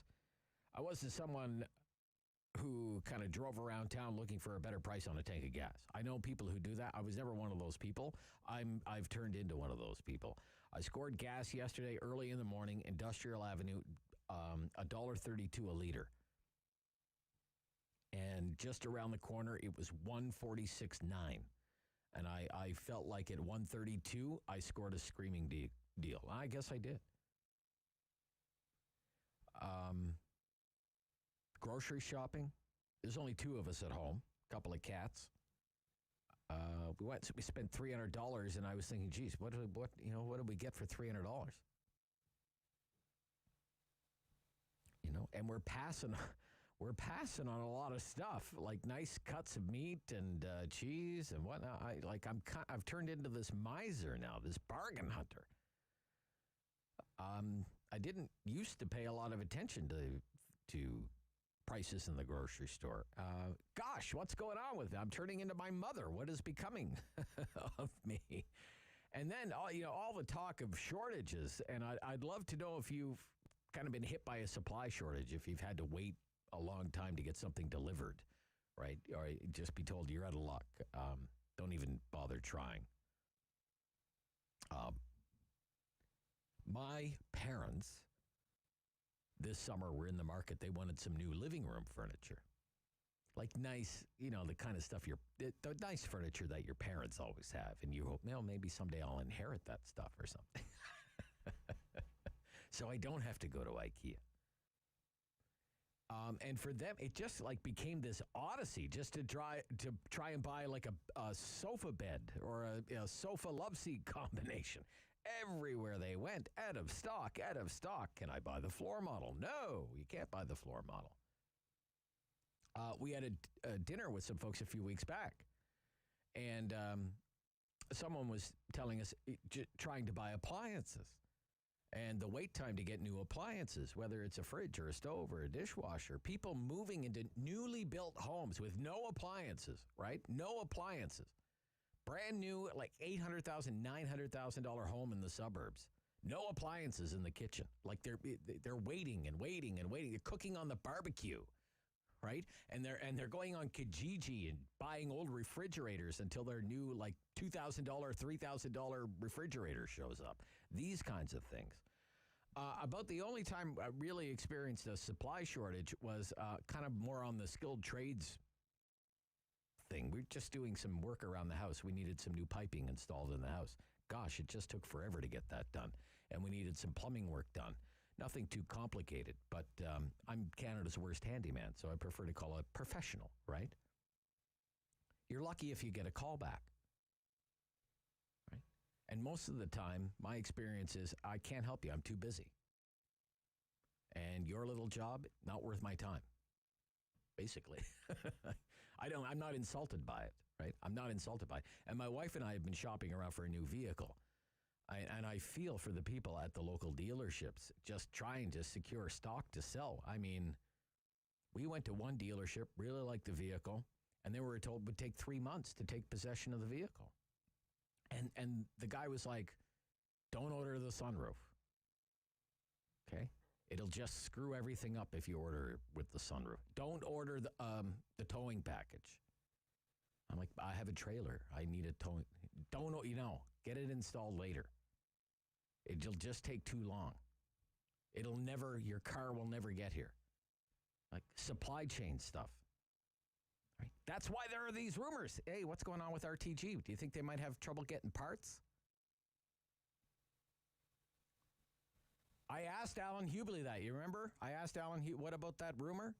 And he said, don't worry. These are global companies. If they need a part, they'll be able to find a part. I was thinking about that comment yesterday when he said that. I thought, you know what? Volkswagen's a global company. They're having all kinds of problems, aren't they, Dave? Apple. Is there a more global company than Apple? Apple can't get computer chips. No wonder there are these rumors about RTG having trouble getting parts. They deny it. They say it's not even an issue. I shouldn't even be bringing that up. But, it's out there. Kate in Ottawa. Sorry to keep you waiting, Kate. I'm babbling on here. I'm babbling on. Go ahead. That's your job. Yep. I don't think I heard anybody bring up the carbon tax. Carbon tax. It's only going to $170 a ton, Kate. What are you worried about? And I forgot. There's another word on top of that. Scam. A tax on a tax. Yeah. You go to the gas station and you're being taxed on a tax because Justin Trudeau has convinced people that this is about science. The carbon tax scam is an economic policy, not an environmental one. And unfortunately, there was enough stupid people to vote for him back in. So This is just going to go gangbusters. Well, why? It's also a failing of the opposition. It's a failing of the Conservatives. I mean, the Conservatives know it's all out there. The carbon tax is going up to $170 a ton. Why wouldn't Aaron O'Toole be out there every day saying Justin Trudeau wants to put the price of gas up 40 cents a liter? I totally agree with you. Okay, you think $1.50 hurts? You want to pay $2 a liter for gasoline. Why wasn't Aaron O'Toole hammering away on that every day? Because Aaron O'Toole is not a strong leader and should not be the leader of the Conservative Party. All right, yeah, carbon tax. Carbon tax goes up, I think, in December again, right? December. Yeah, it just went up in April by 50%. Right. So yep. and the studies originally that came out said that this carbon tax scam will not work unless it's at 300% or $300 a ton. Right. Like it's ridiculous. And what are we at now? 50?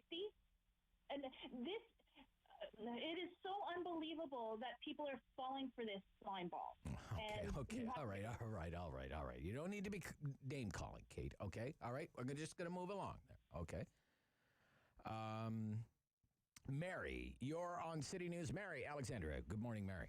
Yeah, good morning. Hi, Mary. That lady just took a lot of words completely out of my mouth. I was calling about. You had slime ball in your mouth. Did you have slime ball in your mouth too, Mary? Or No. The price of the carbon tax being the cause of the increase in price of everything. Yeah. And the reason why Mr. O'Toole did not bring it up was because he wanted to impose a carbon tax himself. Well, yeah, so and he shot himself in the foot. Yeah. Yeah, and for a lot of conservatives, I mean, being against the carbon tax is like motherhood and apple pie, right? Totally. He betrayed so much of the conservative base when he said, "I'm going to have a carbon tax." Yeah.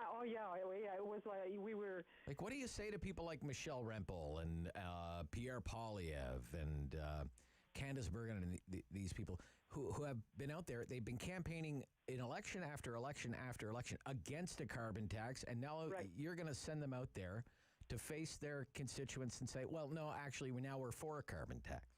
I know, it's completely ridiculous. It's ridiculous, yeah. Yes, it's like, and like the lady said, it's a scam. It's the whole thing.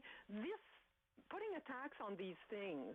Everybody wants a clean world. Everybody wants clean water. When I was a child, there used to be a slogan, every litter bit hurts, okay? Every litter bit hurts, okay. Yeah. That was the slogan when I was a child. Okay. And so people were careful, and we didn't want to throw our stuff out into the, the ditch and everything. And still, stupid people still do it. Yes, they do. So nobody wants dirty water. Everybody wants clean air. So there's things to do, but you're not going to do it by punishing people and making the price of everything go up. And then come on. So anyway, I've said enough. The lady before me was really good. I get it, and I don't want to get the show taken over by carbon tax. I understand people are going to blame things on this, that, the other thing. The fact is there are 8 major components in the Consumer Price Index. Every single one of them was up today. 4.4%. Big number for inflation. Means a lot of pain for a lot of people, especially people on the margins. Okay, if you're on ODSP, your ODSP check is not going up 4.4%. If you're on Ontario Works, your Ontario Works check's not going up 4.4%. Most working people are not going to get anything close to a raise of 4.4%. And look at our nurses here in Ontario, right? Burned out, overworked, stressed out, and what's their biggest complaint right now? Bill 124, which caps their salary increases at 1% a year. Well, if you're getting a raise of 1% a year and the cost of living is going up 4.4% a year, you've just taken a nice pay cut. David Barhaven. Good morning, David. You're on City News. Yeah, hi, Rob. Hi. Couple of things on the supply side of life. Yeah. One of them, coincidentally, is sofa and matching love seat that my wife's. You mentioned about your folks. Yes. My wife's been shopping recently for it, and they're talking 6 months plus to get 6 months plus delivery. Wow. But the other thing I can't get a hold of, not locally, is an inner tube for my wife's bicycle, for Christ's sake. An inner tube for your wife's bicycle, None really? of the local Canadian tires have stock of this. Holy the ones cow. I need. Isn't that interesting? It's mind-boggling. Yeah, it's mind-boggling. Yeah. Anyways. Yeah. Okay, David, stuff. thank you. Great stuff. Bye. Yeah, big ticket items. Durable goods, they're called. Things to built to last 3 years or more. David in the West End. David. Hi, Rob. Hey, David. I was going to save this till next week, but okay. I can sum it up this way. All right. When I put 2 slices of bread that I've been buying for years now in the toaster, it disappears now.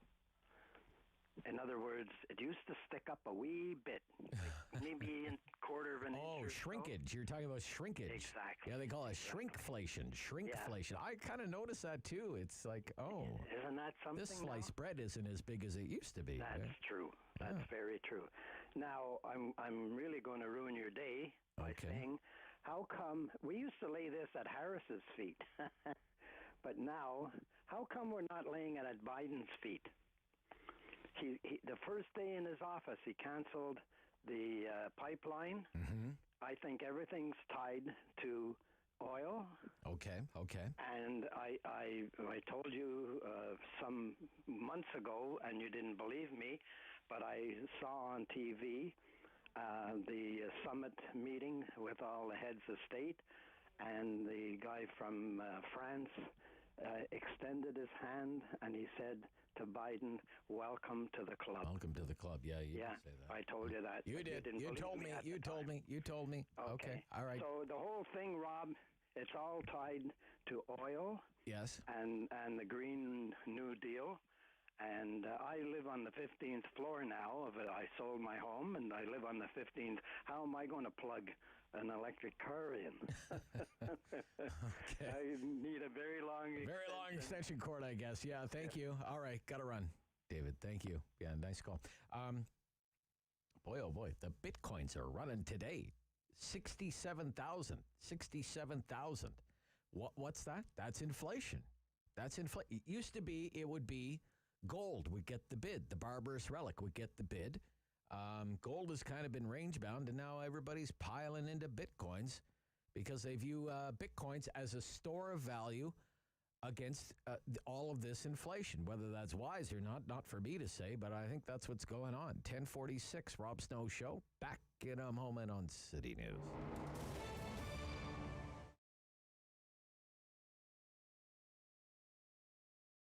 Opening a business especially in a pandemic, in that kind of situation, is very challenging. First, people don't know me. People don't know my product. To build a new clientele, to build a trust for them, to show them that I care about it. I do love my food. That was the biggest challenge. And of course, in all lockdown, we had to face it regards my employee, girls, ladies, what they work for me. I didn't want to tell them, sorry, I'm closed, I'm not having a job for you. No, they have families, they have kids to feed. So this is very important because we are family orientated. And we decided to open. We, of course, essential business. So been very tough, very, very tough, as we didn't see people on the road. Market was completely quiet, but we knew it that we have to wait, and we knew it that we're gonna be fine.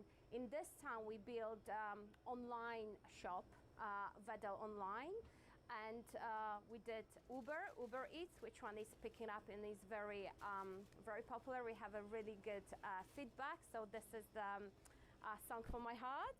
And and we try to expand. I'm thinking about opening another location. So I want to make Vedel famous. I want to make the Vedel place to be for all the families with kids. Try the traditional food, what the grandparents cooked in the countries when they're from, or even Canadian people. They're more than welcome to come and try our famous pierogis. I try to be passionate about my food, organic food made with love, with all homemade, organic. So you can find food from all over the Europe: Polish, German, Ukrainian, Romanian, French, Armenian. So all kind of different types of food. Homemade lunches. We focus on the homemade lunches, grandma style. I keep always saying, like in my Genia Babcia house, how she cooked. I wanted this love and this food over here because I believe that will bring all people around me. And all the organic cold cuts, lovely selection of sausages, cheeses, European cheeses, great selections of mustards, French cookies. All what you need from Europe you can find here at the Vedel Touch of Europe. If you think good way, that's it. You have to. I had the option to cry in the corner and say, oh, pandemic is coming. No, you need to stand up and fight for it and have your eyes open, think outside of the box and do it.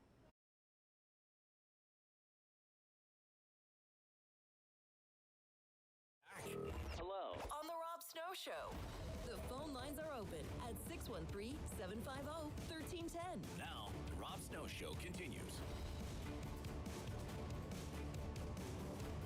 The big stories that we're following here, City News, is this Transit Commission meeting. Just a little taste of that again, David, and what's going on at the Transit Commission meeting right now. They're talking about the replacement bus service, I believe, right now. Minutes, different frequencies at different times of the day as required by customer volumes over the same span of hours over the day and over each day. We're paying attention to that. It's basically right now a briefing from the various members of the senior city staff on the transit side of things, and then I'm sure they'll get into rounds of questioning from the various transit commissioners. We have reporters covering that for you here at City News, and a full briefing on what's happened so far at the Transit Commission meeting coming up during our 11 o'clock newscast. We're talking about inflation, the rising cost of living, supply shortages. Inflation, look, generally, universally viewed as a bad thing for so many reasons. I mean, there's the erosion of your purchasing power, right? The old line, a dollar doesn't go as far as it used to. And that's especially true for people on a fixed income, those relying on retirement income or social welfare benefits. You think about someone on ODSP, the Ontario Disability Support Program. How much is that? It's like $1,100 a month. I think I'm in the right neighborhood there. Right, $1,100 a month, right? Try and live on that in the city of Ottawa. What's a person on ODSP to do with inflation like this? I mean, you're already in a world of hurt if you don't have some kind of rent geared to income housing, just given the rents in Ottawa. So maybe direct fuel costs are not a big thing. Maybe you're not driving, but food prices, I mean, they're killer, given some of the sticker shock with basic food items. Bacon prices up 20%, butter up 6%. Chicken prices up 13%. And if inflation is running at 4.4%, ODSP recipients are not going to get a 4.4% increase. Same for somebody collecting Ontario Works. The welfare check's not going up 4.4%. Same for retirees on a pension income, like everyone else, just trying to do more with less on a retirement income. That's why you see this word that accompanies inflation, corrosive. It's corrosive, especially for people on the margins. And then, the working class, the working stiffs, you hear terms like hidden tax to describe inflation. The cost of living going up 4.4% in a year. Are your wages going up 4.4% a year? Because if they aren't, you're losing ground. You're taking a pay cut in real dollar terms. And then you think about the public service and the public sector unions.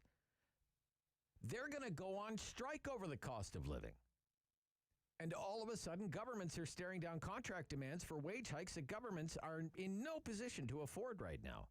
This is already an issue with Bill 124 in Ontario that has the nurses so upset, that has salary increases capped at 1%. There's not a union worth its dues that isn't going to fight that, especially when the cost of living is 4.4%. They're already in court over it. And what is the tool that's used to fight inflation? Interest rate increases. Who can ill afford higher interest rates right now? Government. Government. Joey in Dunrobin. Good morning, Joey. You're on City News. Morning. So I'm a farmer. You're a farmer, okay? Yeah, and I heard everything's going up, and the reason, obviously it's inflation, but I do chickens, pigs, and sheep, and my food has gone up for my livestock. Yeah, your input costs, right? Your feed, your fuel, right? Yeah. It's gotten to the point where I don't use a tractor. Where I should be using, I don't. Oh, really? Because it's not cheap to run. Sure. I need a reason to run it now, so I'm saving that fuel for the winters, for the bad snowstorms, because my driveway is not a double car laneway. It's you can fit 100 and something up there, right? So okay. And I only support my friends and family. I'm not a big giant guy here, but it's getting hard to support just them. Right. Like with because of the cost of production, right? The cost of production, yeah, sure. And not only that, I'm also feeling the hit, and the suppliers are also feeling the hit. There's been quite a few times where, like, I also have like ducks, but they're more pets for my kids. Okay. Yummy pets. No, not yummy pets. Everything else is yummy, but not them. Okay. All right. So, anyways, there's been a number of times where I've had to change their diet, which is not that big of a deal. They're not that picky. They're just really messy. But yeah, like all food across the board has went up. Yep. Like the minimum would be meat bird feed. That went up, I think, $3.50 a bag. Pig feed, which went up like $5.50 per bag. Like, I know guys who've been doing it all across the board, and they just stopped. Oh, really? Okay. Yeah. All right, Joey. Thanks for the insight, Joey. Good luck. All right, thanks. All right, bye-bye. Yep. Dorothy in Ottawa, you're on City News, Dorothy. Hey, Rob. I Hey, just Dorothy. wanted to say thank you very, very much for raising the whole issue about the supply and demand. I think it's a very difficult time out there for everybody, and it goes right from, the suppliers, so the stores, the contractors. From the supply chain, it goes to the contractors. From the contractors, it goes to the managers, those people that are managing, whether it's properties, condos, whatever. And then it goes, right down to the end user, which is the owner of the condo. And setting those expectations with everybody, is very, very difficult. And I don't know how many times, we get told, oh, don't tell me it's because of COVID that this isn't in yet. Well, you know what? I'm really sorry, but unfortunately it is. And we'd love, to be able to give everybody what they want when they want it. But the reality of it is, you know what? COVID has got us still a good 12 months behind in just trying to make up with stuff that was supposed to be done last year. So if you're still waiting for things like windows or those kinds of things, it's because the manufacturers can't get the material. It's not because we don't want to. It's because we literally don't have the product to be able to have it manufactured and then take care of the end user, which is usually the client. Okay. Thank you, Dorothy. Thank you for all your calls and another great Talk Back hour. This is the Rob Snow Show on City News.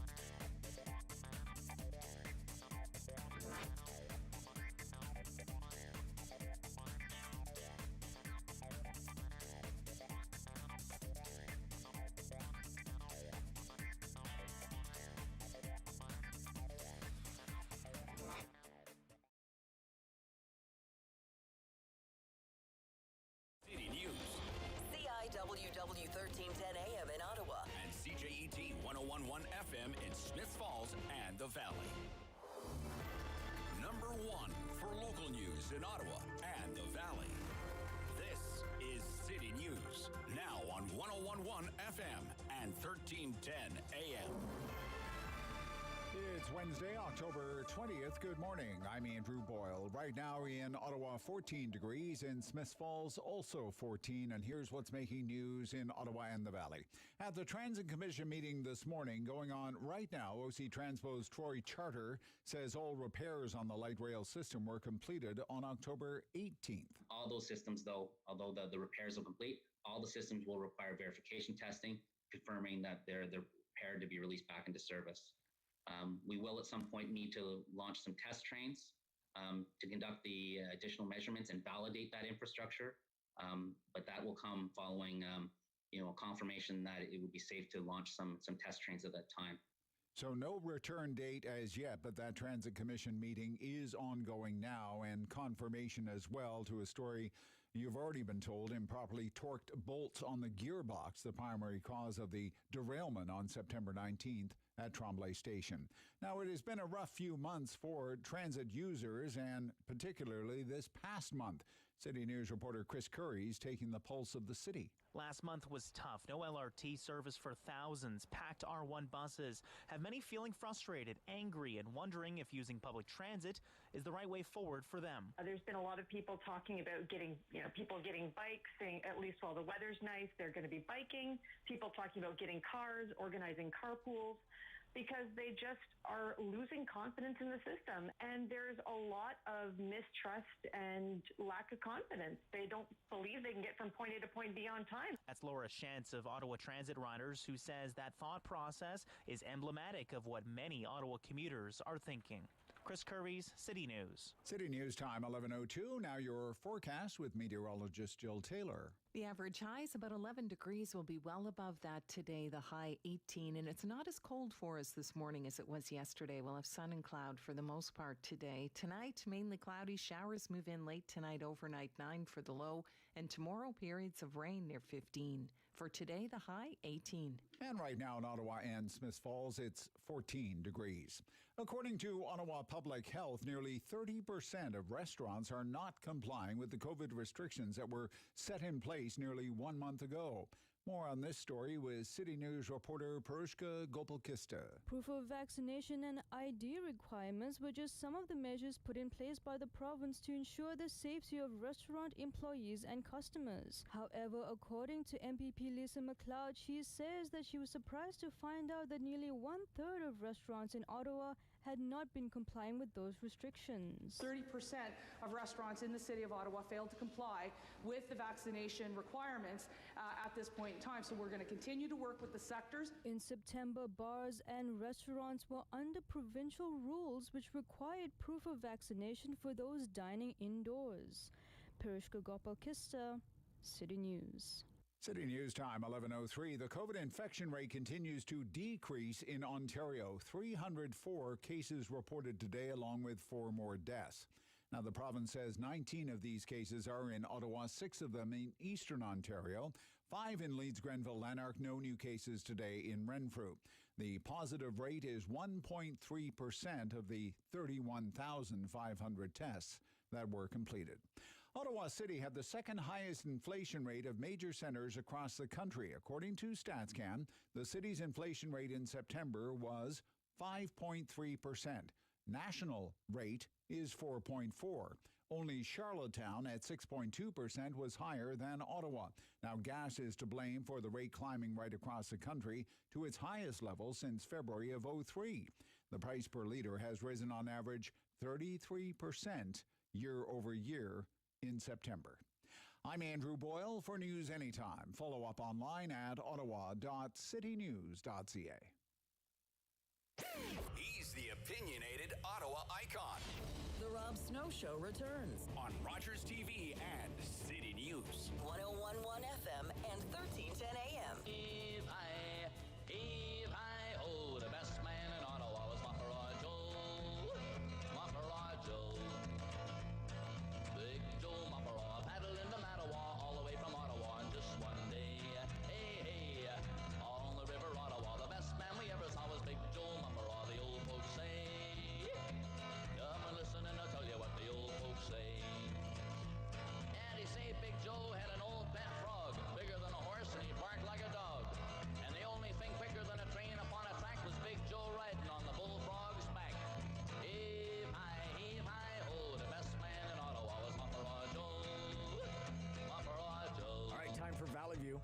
Bruce McIntyre is back from the Eganville Leader. Good morning.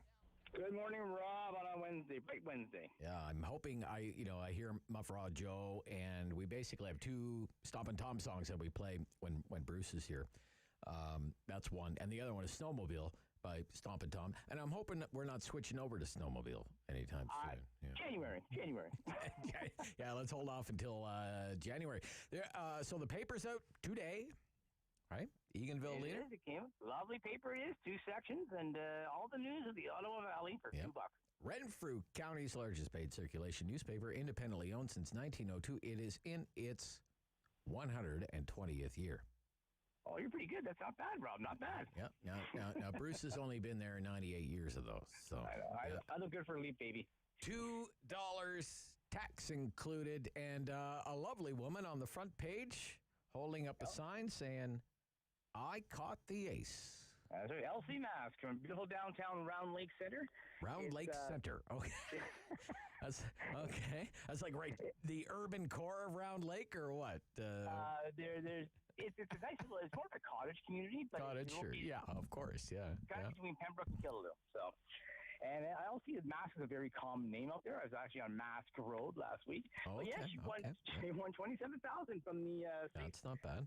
From the very safe St. Francis Hospital. Good for her. $27,000 is like $30,000 in Round Lake. So yeah, I guess she'll as well, and they'll be starting up again. And Renfrew is still going strong. We are entering week 43 now. Week 43. So what is that thing up to then? That must be close to just over 400,000, I believe. I haven't seen today this number, but there's 8 draws left, and that'll be it.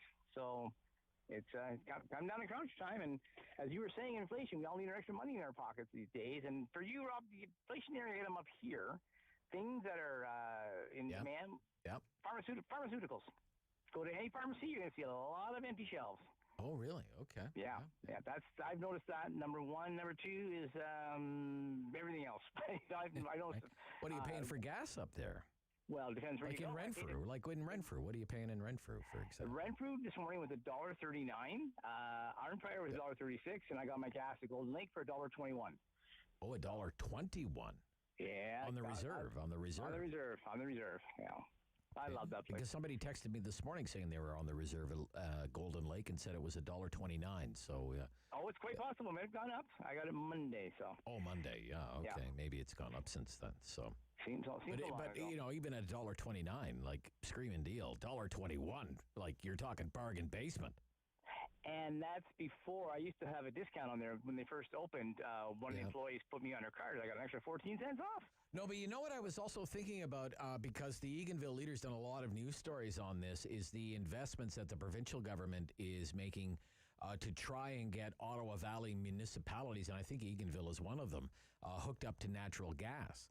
Right? Because, natural gas prices have been up, but that will be a money saver, say, compared to propane, for example, right? And propane is undependable. Delivery. There can be delivery problems, whatever, right? Yep. Yeah, 3 years ago, big problem up here in the valley. They're having a huge propane shortage, and a lot of people are getting concerned. So it was a temporary blip, but hopefully it doesn't happen again. But who knows? Okay. What else is big in the news in the Ottawa Valley this week, Bruce McIntyre? Big in the news. Bit of a shocker to me. Monday was a very busy day for me. There's a bang, bang, bang of things going on. Number one, our fire chief is resigning. And as your listeners may recall, he came in 2018 because the former fire chief was let go because he was 61 years old. Right. Brought in a policy of having 60, everybody retires. And so Kevin Welsh, when he applied, he was fully intent to retire. He was, I'm going to wind down my career. I've had a good life, and I want to settle down.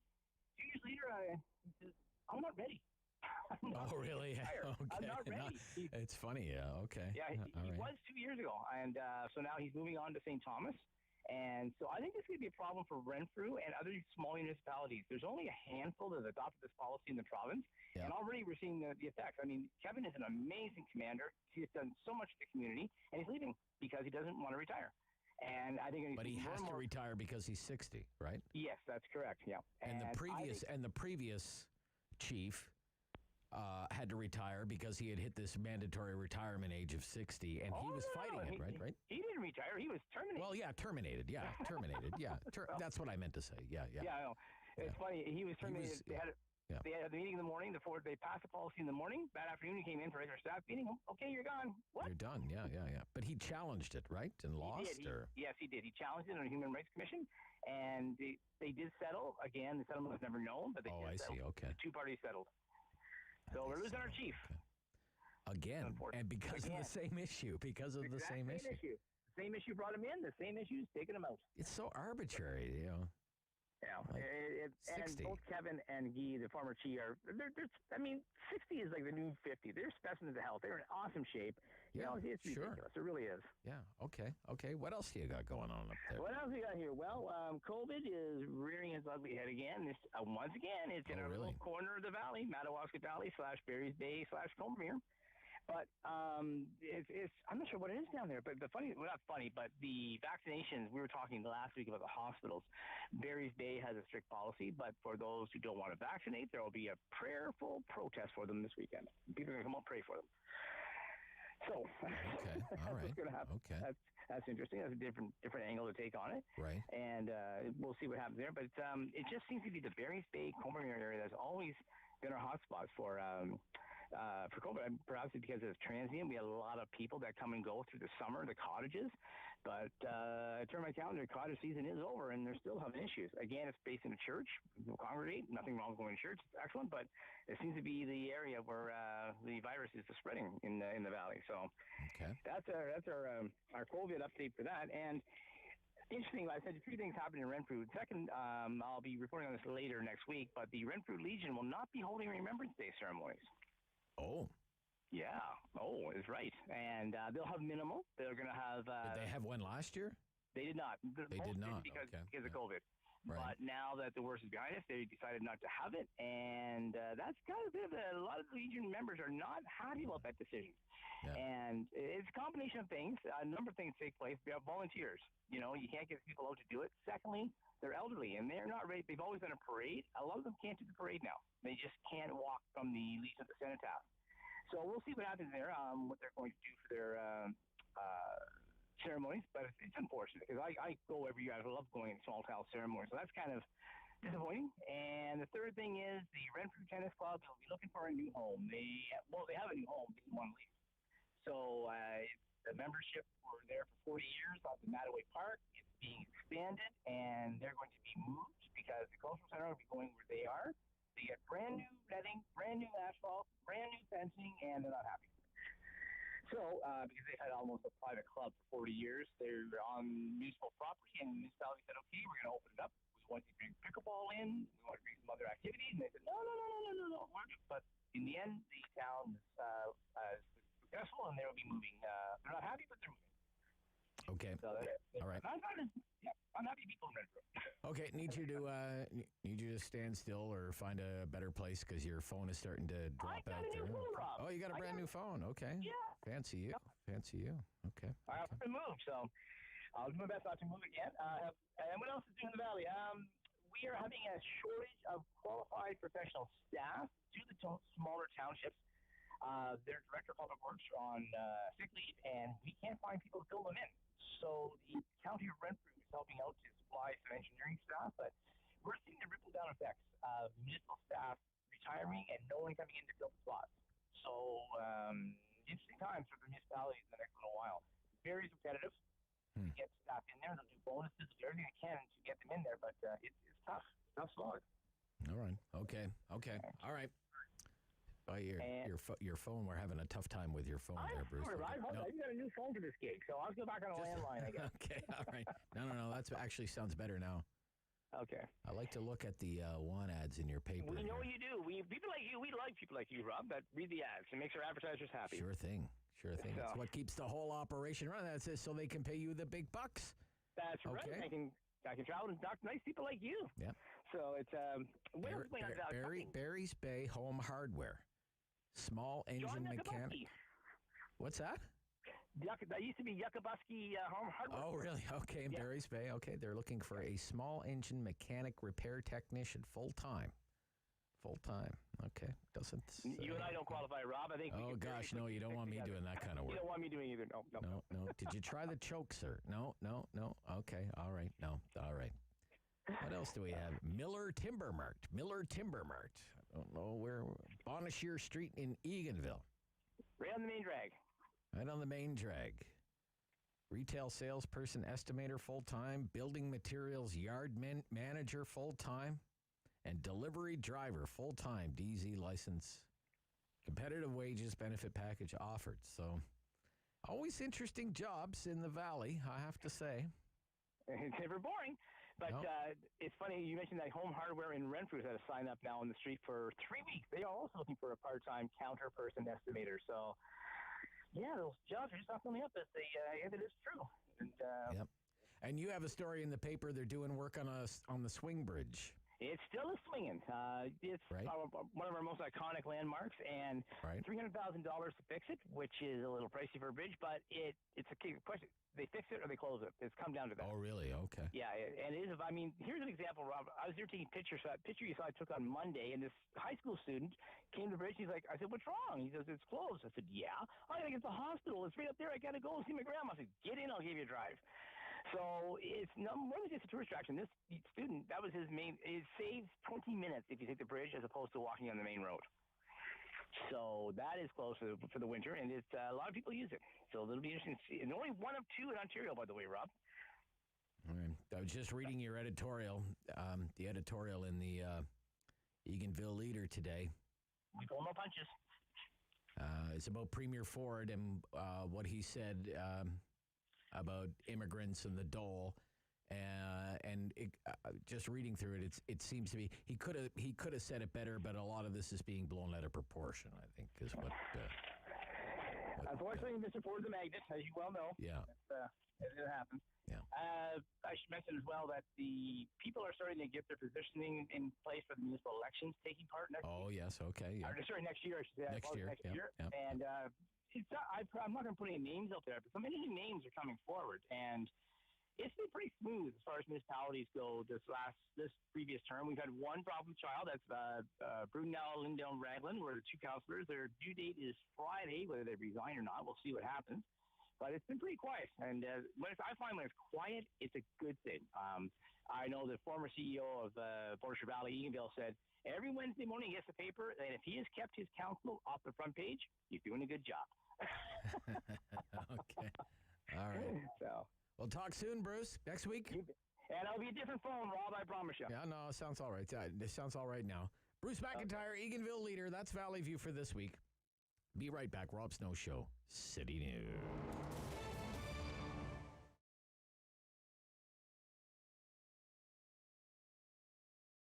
When it came to opening the business, because I was so young, there was a lot that I didn't know about management, financial management, management of people, all around management, I think is the word that I always come back to. I think that I always had a passion, and I knew that I wanted to create a space for people to get their hair done, but I had no idea, even having studied business management, what it really took to open a business as well as sustain a successful business. So in 2014, I was actually working with Angela Sutcliffe. She was my business coach at the time, and she was like, what's your niche? Like, what separates you from other salons? And when we started to really dig, it was the curls. It was the fact that we work with all curl types, curly, kinky, wavy, coily, which is how we identify our curl types. And then you have straight hair as well, of course. But you know, more than 70% of the world has some sort of curl pattern to their hair. And we just realized that that was not being addressed. It wasn't something we learned about in school. So I've went to the States and I traveled all over to kind of gain the information that I have now to be able to share it with our clients and as well as with other stylists. So in March, when it came, I thought it was gonna last, a week, 2 weeks, through, I think it started off at 2 weeks. And I was like, cool, I have 2 weeks to just relax, that's fine. So I was actually in a position where I was not happy, so to say, but I was a little bit happy, to be honest, just because of what I was experiencing personally. Now, when that extension started to happen, It was not a great feeling.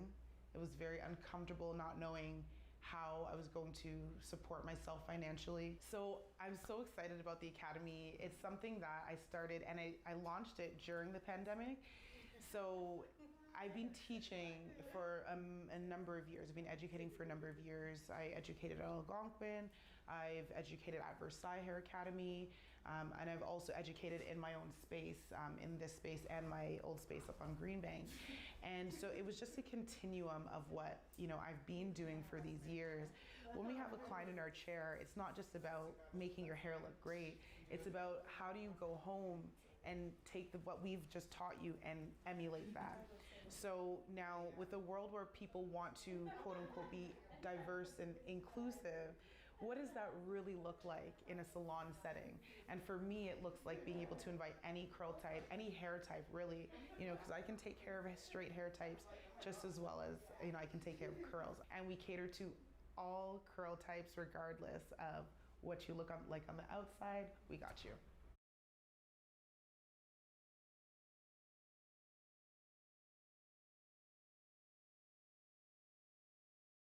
Strong voice. Strong opinions.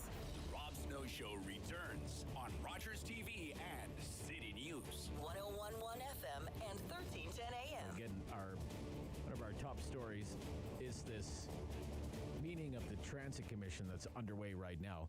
And earlier in the day, we heard from Laura Shantz from Ottawa Transit Riders. She's addressing the Transit Commission right now. Laura Shantz of the grassroots organization Ottawa Transit Riders. That this is a system that we all take seriously, that we can trust, that we can have confidence in, and providing them as much information as possible, as quickly as possible, in my mind, is the best way to do that. Okay, thanks, Laura. Mr. Turgeon and Mr. Guerra are here, and if one of my colleagues doesn't beat me to it, I'll be asking them. So our next news update is at 11:30, and this is a very lengthy meeting, and really haven't dug into the big round of questions from the transit commissioners just yet. It's more or less been a series of briefings, some very technical in nature about light rail. Now, meantime, the clock is ticking on many COVID-19 relief programs for both businesses and individuals. Many expire this weekend. So for more on what the local business community is looking for and is hoping will happen after this weekend is the CEO of the Ottawa Board of Trade, Sueling. Ching joins me once again on City News. Good morning. Good morning, Rob. It's great to hear from you. I'm wondering what level of anxiety is out there in the local business community because of the possible end to these COVID-19 relief programs. I think there's a high level of anxiety because of the reliance that has been developed on these programs and the uncertainty of where they are going in the future. So the one thing that we had hoped was that we could continue to communicate to the business community in a timely fashion so that they could make their own plans for how they're going to conduct their business. Okay.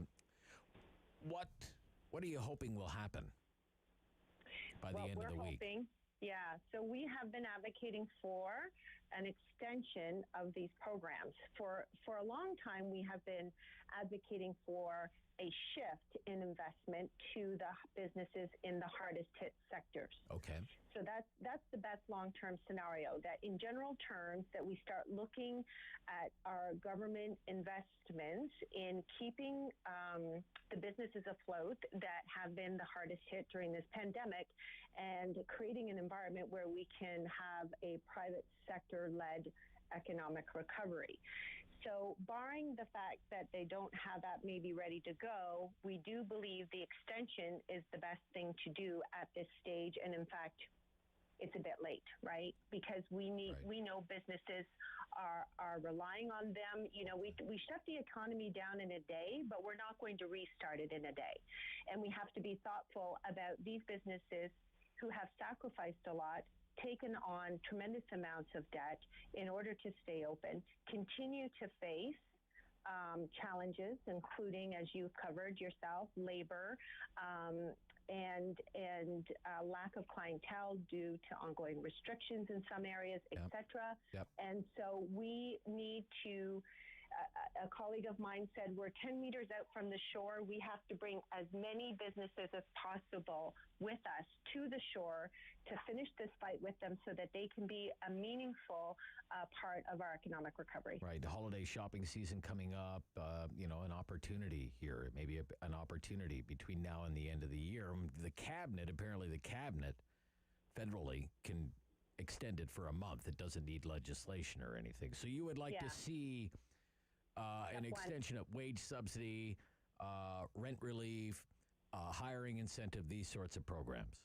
Yeah, and for the 1 month, and then take a look at and then taking a look at how to refine them so that it's more impactful for our long-term recovery. Right. More targeted. More targeted, exactly. Right. Yeah, and so other countries have started to recognize this already, right? So okay. So you have that happening federally. This the clock is ticking on this. At the same time, the Ford government provincially has signaled some news might be coming this week on capacity limits. What do you want to hear from the Premier? We want to hear either a reason for keeping them or we want to hear that they're going to be eliminated. And when the decision was made, okay, the Senators can be sold out and the Maple Leafs can be sold out, how did that go over? I think it's not gone over well. I don't imagine it did. No. It's not gone over well, but aside from that, it's confusing. So, as you know, Rob, and as we've said many times with you on this show, we are looking for evidence-based decision-making, clear communication in a timely manner. That has to be the status quo. And I don't know what the evidence base was for this. And I think that, as you said already, we are coming up to a really important time for a lot of the businesses, small businesses in our hardest hit sector. A lot of them make a tremendous amount of their revenue annually in the upcoming 2 months. We need to give them an opportunity to do that. All right. Thank you for your time. Great to hear from you. All the best. And the CEO of the Ottawa Board of Trade, Sueling Ching. Doug Porter, Chief Economist, Bank of Montreal, on inflation. That's after the news on City News.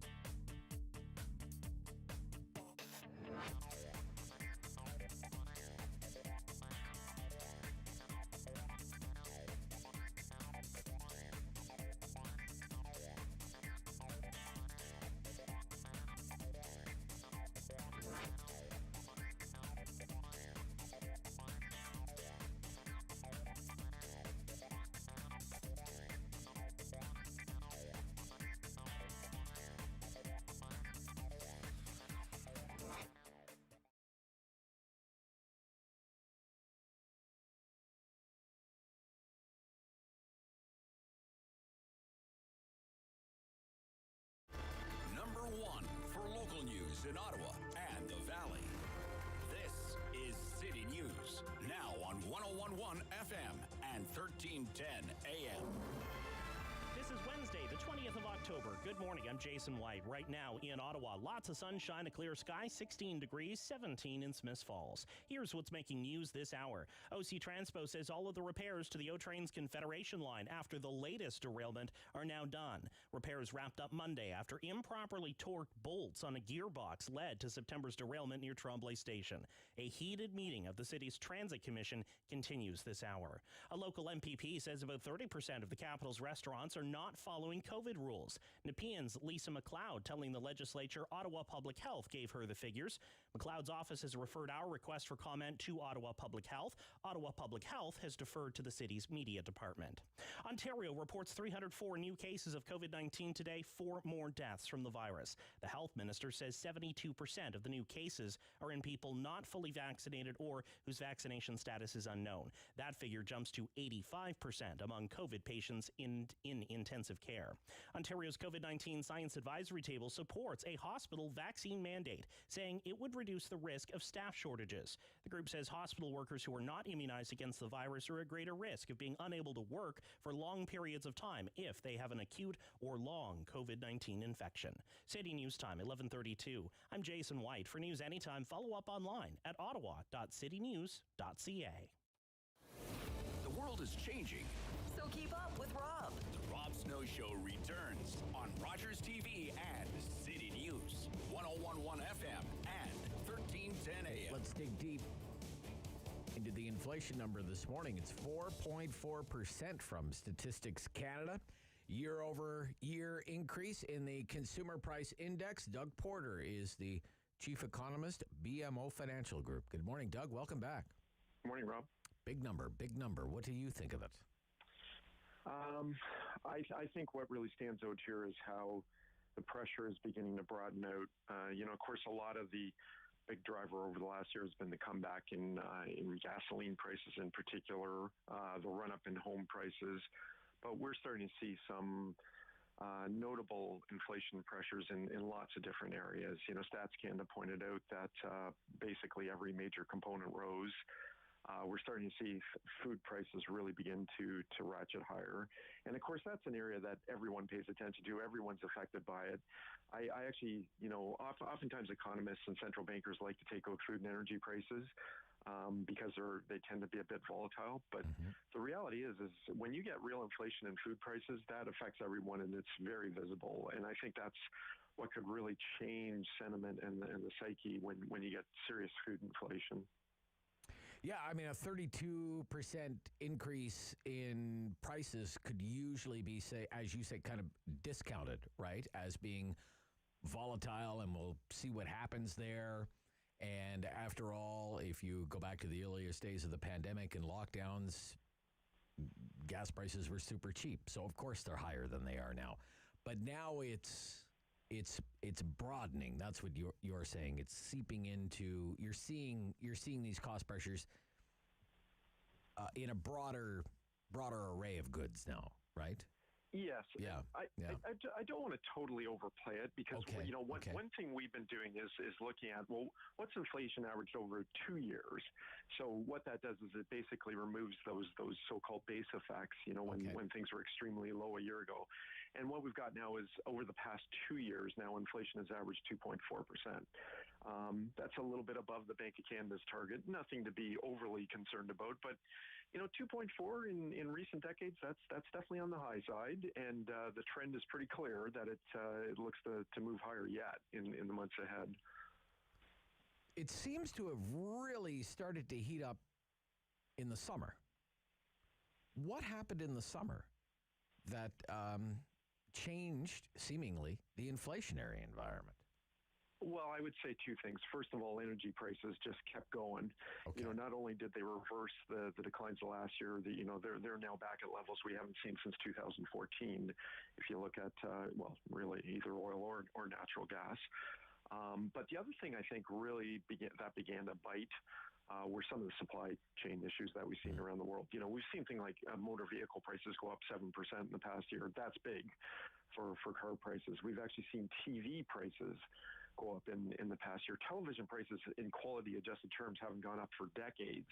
And of course, that's completely driven by the chip shortage that where we're seeing all kinds of pressure in electronics prices. So effectively, a lot of goods prices have gone up. And in recent years and decades, goods prices really haven't done much of anything. The pressure normally is on service prices. But this time, because of just the rush of demand for goods, we're seeing something that we really haven't seen in decades. And that's broad-based price increases in all kinds of goods that we buy. Okay. So there's a great debate among economists right now. There are those who think that it's transitory, in other words, temporary, or there are those who think it may be more permanent or longer lasting. Your economics team, where are you in that debate? Well, I always like to joke that dinosaurs were transitory too, so it all depends on exactly what your definition of transitory is. Officially, we do see inflation backing off a bit next year, but when you look at the spectrum of forecasts out there, we're definitely on the high end of things. We still see inflation being above the Bank of Canada's target by the end of next year. We think inflation will average a bit more than 3% both this year and next. That actually doesn't sound that bad compared to today's 4.4% rate. But some of these extreme increases that we've seen in recent months will fall out of the calculation next year. But I think it's important to point out we haven't had back-to-back 3% inflation rates in more than 30 years. That's highly unusual to get inflation above 3% for that prolonged a period of time. Okay.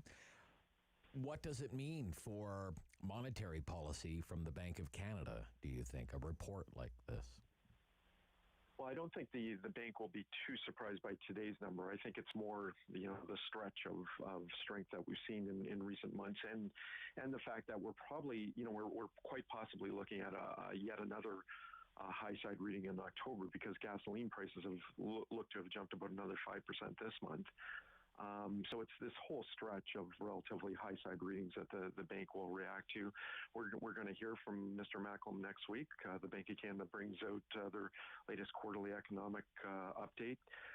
They'll be making an interest rate announcement at that time. We don't think interest rates are going up next week, but we do think they'll essentially be bringing their quantitative easing policy to an end, and that will set the stage for interest rate increases next year. Suffice it to say, economists, including us, are busily, re-looking at our interest rate forecast for next year.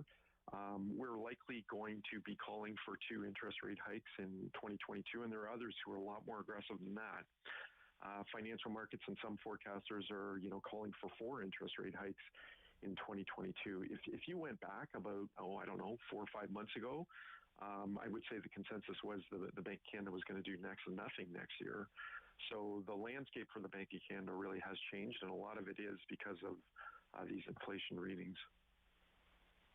Right. Yeah, there are some central banks, for example, the Bank of England appears to be saying that there could be 3 rate hikes before the end of the year.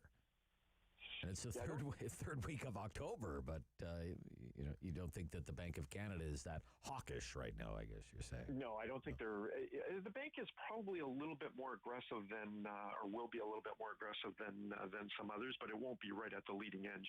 For instance, the New Zealand's central bank has already increased interest rates, and they look like they're going to do it again soon, as has Norway. Bank of England is probably next in line. I don't think they'll raise rates 3 times this year. But at least once. But the Bank of Canada is not going to be that far behind. They actually were the first to start tapering their quantitative easing policy, and I don't think they want to be last in terms of raising interest rates. Okay. Are you worried at all that the central bank here is behind the curve? I've always been told by economists you want to get ahead of inflation. If there's going to be a change in your monetary policy and you're going to move to tighten, you want to be ahead of that, maybe by 6 months or so, because it takes time for those rate hikes to kind of work their way through the economy and have their desired effect. Is the bank moving too late? What's your opinion here, Doug Porter? So I am quite concerned that the Bank of Canada and really all major central banks are at risk of falling behind the so-called curve. In other words, they'll react a little bit too late and risk a bout of a bit more serious inflation over the next couple of years. Unfortunately, I think they're in a tough situation. I mean, they're dealing with a cycle the likes of which we've never seen before. They're dealing with a health situation that really none of us have had to deal with before, and it's understandable why they if they want to make a mistake, it's in being too easy for too long and risking a little bit of inflation. If we think back to before the pandemic, central banks were actually fretting that inflation was too low, and that they just weren't able to to get it up towards their target. But boy, has the world changed in the last couple of years. To me, the most shocking element of this whole episode is that, here we are after a very, very severe recession last year, talking about high side inflation risk and not low side inflation risk. That is amazing. But it's a world that we all are having to adjust to, including the central banks. And yes, in a word, I am concerned that there is a real risk that they'll fall behind the curve, just because it is such an unusual cycle, and it's understandable why they don't want to raise rates too early and choke off this recovery when we still have so many question marks over the course of the virus. Okay. But you see the bank's action, the Bank of Canada's action, as kind of being a two-step, right? That before it raises rates, it's going to, in the U.S., they call it, they're going to taper. They're going to stop their asset purchasing program. That'll be the first signal that they're kind of changing their tune, right? Yes, and Okay. Just to remind, the Bank of Canada has actually been slow. They've been tapering for a year now. Okay. So they were well ahead of the Fed, but they are still buying. They're just not buying as government bonds as much as they were. That's right. We think effectively they will have ended that net buying by the end of this year.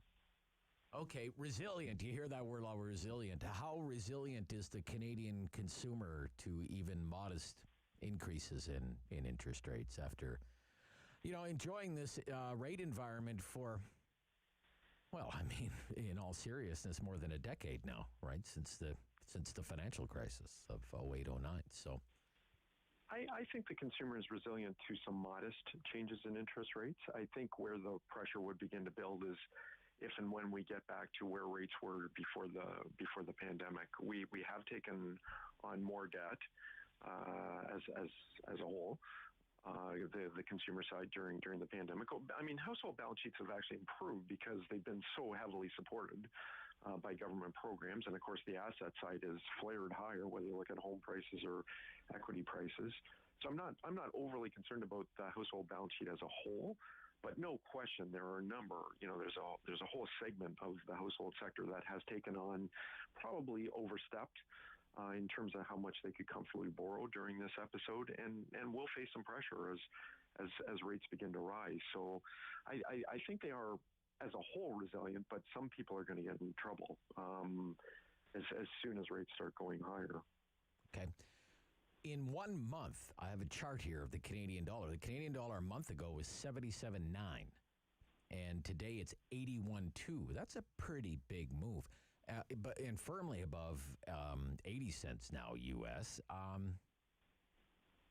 Do you think that's going to be sort of normal territory for the Canadian dollar right now?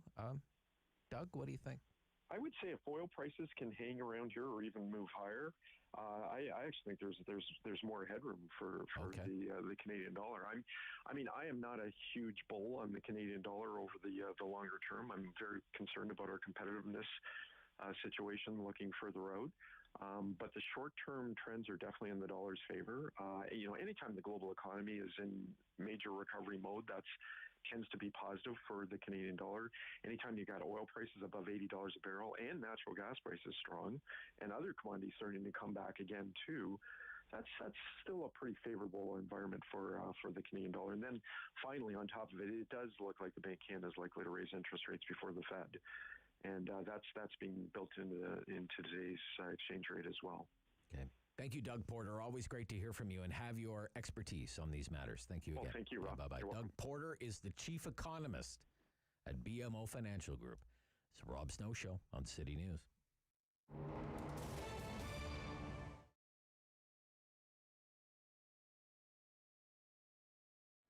It started out with a small outdoor booth in what was called Artist Alley, which is actually the area just outside our store on William Street, where for a couple of years we sold our jewelry directly on the street. And then we slowly evolved to having an indoor location in this building, 55 Barwood Market Square. We then moved to another location in Place de Ville, and then moved back down here on Dalhousie Street at Ear Gear in the 90s, and then back into this building again in 2000 as a collection. I do a collection of jewelry called Cirque that's mainly beaded work with a combination of semi-precious and vintage beads. And then she does a hat collection called Fanfreluche that's all cut and sewn hats in a variety of fabrics and for all of the seasons of the year. We've curated and sourced the artisans that we represent in a lot of different ways over the years since it's been, since 1985. Some people come to us since we're known, and other artisans that we represent might recommend that they come and see us. Some people we find at craft shows, or we see their work, somebody wears it in, and we go and track it down and bring it. And then some people, interestingly, are with us in one medium, and then sometimes they evolve to another. They're all Canadian and mainly local. With the roughly 50 people that we have, I'd say more than half of those are Ottawa-Gatineau, and then the rest are from other cities in Canada, Montreal, Toronto, Vancouver, etc. If you can afford it, go to a small business and spend some money. It's lovely when you come in and, give me a pep talk and tell me how much you love this place and you've been coming here for years. But if you can afford it, please spend some money too, because all the pep talks in the world are not going to pay my rent, which is still full rent even when we're closed. Then secondly, if you can't afford to spend money, follow the businesses that you want to support on social media.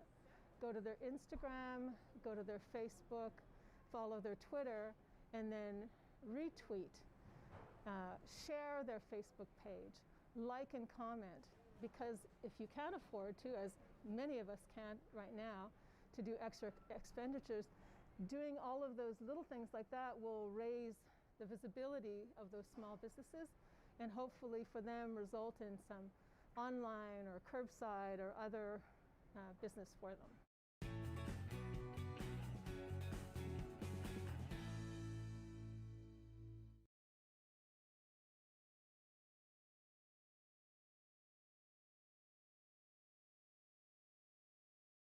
Fair. Fun. The Rob Snow Show returns on Rogers TV and City News 101.1 FM and 1310 AM. Transit Commission meeting. We continue to monitor the Transit Commission meeting, which is happening right now as we mark the 1 month anniversary. Tools and mitigations can we without light rail in the city of Ottawa. Happening. So that is part of the ongoing assessment, is what additional things that can we put in place to prevent these things from reoccurring. Okay. So just make sure I understand this correctly. Sarah Wright Gilbert, Transit Commissioner. These wheel slip messages, we'll just call them that because I keep getting it wrong. These wheel slip messages are essentially a precursor. They're a warning that the wheels are not getting the traction that they need. And as we saw with the August derailment and possibly with the September derailment, subject to further investigation, they are a warning, a precursor to possible derailment. Correct? Commissioner and Mr. Chair, that is correct. But there are a number of operational reasons in which that are perfectly normal that, a train would request sand, so you have events, and I appreciate this wasn't the situation for both derailments, but there are a number of occurrences such as, when you have slippery or wet conditions due to snow or frost, even on when trains are going up hills and those types of things, or sometimes even when they're just departing a station, there's a request for traction. So there's a number of operational reasons where this is perfectly normal behavior. And so when this alert was put into place, it was thought, it could result in some false positives, meaning we could be pulling some trains from service that are perfectly fine, but let's err on the side of caution and have those trains inspected. But to your point, the alert that was set up was intended to try to capture these things in advance, and as I said, add an extra layer of protection to try to prevent these things from occurring. Okay, thank you, and thank you for that additional context. But just to be clear, the answer to my question was yes, it is a precursor to problems and potentially a derailment. So just so I understand correctly, these error codes, messages, whatever, they don't get sent to anyone in real time. They're essentially held in the black box of the train, for lack of a better term, correct? Yeah, as I said, there are a number of operational reasons in which, and there's many diagnostic information that goes straight to the Alstom technicians, but you are correct. The information, though, was set up as an alert notification system, but it does not go to the operator, and it does not go directly to our operators in the control center. Right. So if these warning messages really are kind of the only warning messages or slip slide messages, whatever we're going to call them, that there is a potential problem and a potential derailment on the horizon. Slipping or not. What's the point of the sensors? Is that what Troy Charter just said? Let's bring on our next guest, Pat Uguccioni. He's the managing editor of the Ottawa Community Voice newspapers and is watching this Transit Commission meeting right along with us. Good morning. Good morning. How are you? Did you just hear that? Did you just? Yeah, I mean, to put it in context, he said there's a lot of reasons why, that might happen. It could be frost or wet weather or whatnot. So right, but you would think that I think if it was in real time, you'd have to question whether the operator would ever get the thing, out of the yard. So.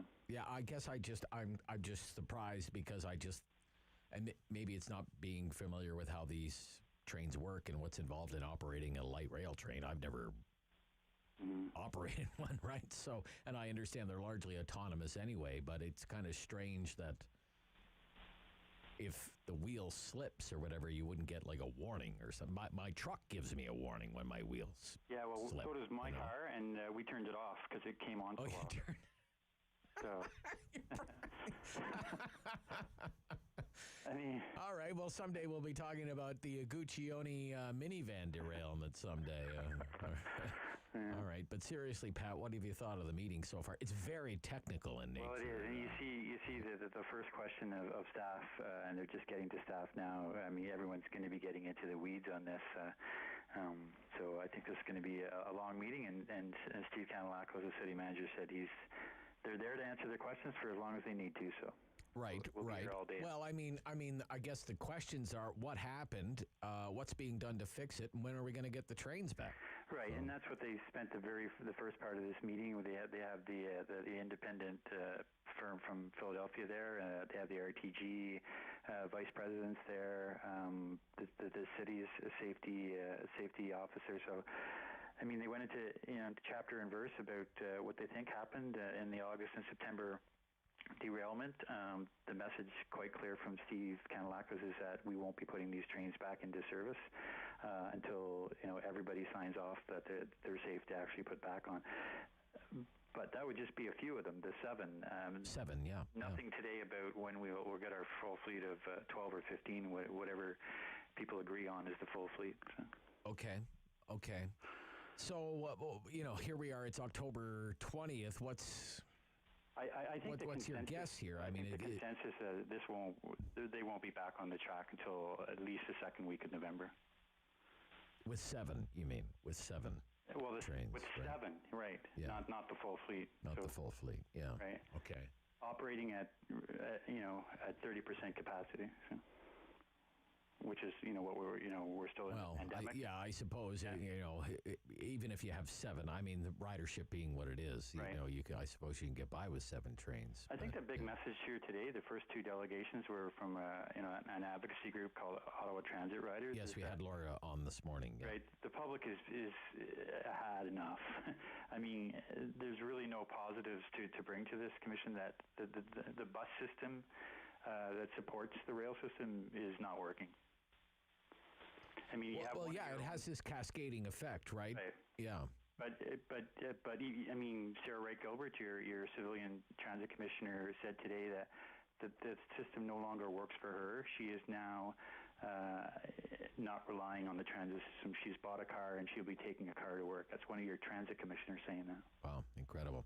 Yeah. Renee Amilcar is the new head of transit operations, replacing the retired now John Manconi. I don't envy her and the job that she has inherited. No, we all know lots of people that work there. She hasn't made the rounds yet, but Manconi was famous for showing up 5 o'clock in the morning with some coffee and donuts at the garages. So I'm sure she'll have to make the rounds to see the mechanics and the cleaners and bus drivers eventually. But just on the job yesterday. But she comes out of that environment. I mean, John didn't come out of that environment when he took over that job. He came out of Public Works, I believe, right?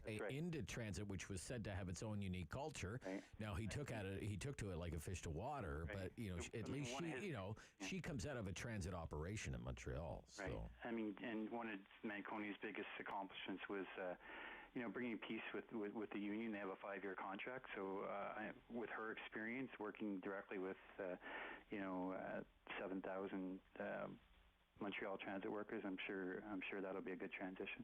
Okay. Hey, we'll let you get back to it. It's going to be a long one. Thank you again, Pat. We'll talk soon. Bye-bye. Bye. Yeah, from your Ottawa Community Voice newspapers, that's Pat Uguccioni. He's watching the Transit Commission meeting as well because he's a sucker for punishment, just like me. We're back tomorrow. We'll do it all over again. Maybe this meeting will still be going on. This is the Rob Snow Show on City News. The Rob Snow Show. Weekdays at 9 on Rogers TV and City News. 101.1 FM and 1310 AM. Number 1 for local news in Ottawa and the Valley. This hour of the Rob Snow Show is brought to you by Kirby and Masson Insurance, your local insurance brokers for over 100 years for home, auto, cottage, and business. A Jeep isn't just an SUV. It's an adventure waiting to happen. And whether it's a big adventure or a small one, you know when you drive a Jeep, getting there isn't just half the fun, it's all the fun. Jeep Adventure Days are here. Get up to 10% off MSRP for up to $7,500 in discounts, plus up to $2,000 in loyalty cash for select owners. See dealer.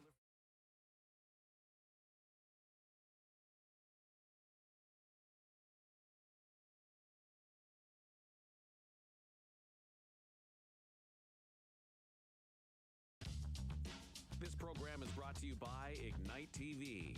Now you're in command. Visit Rogers.com for more.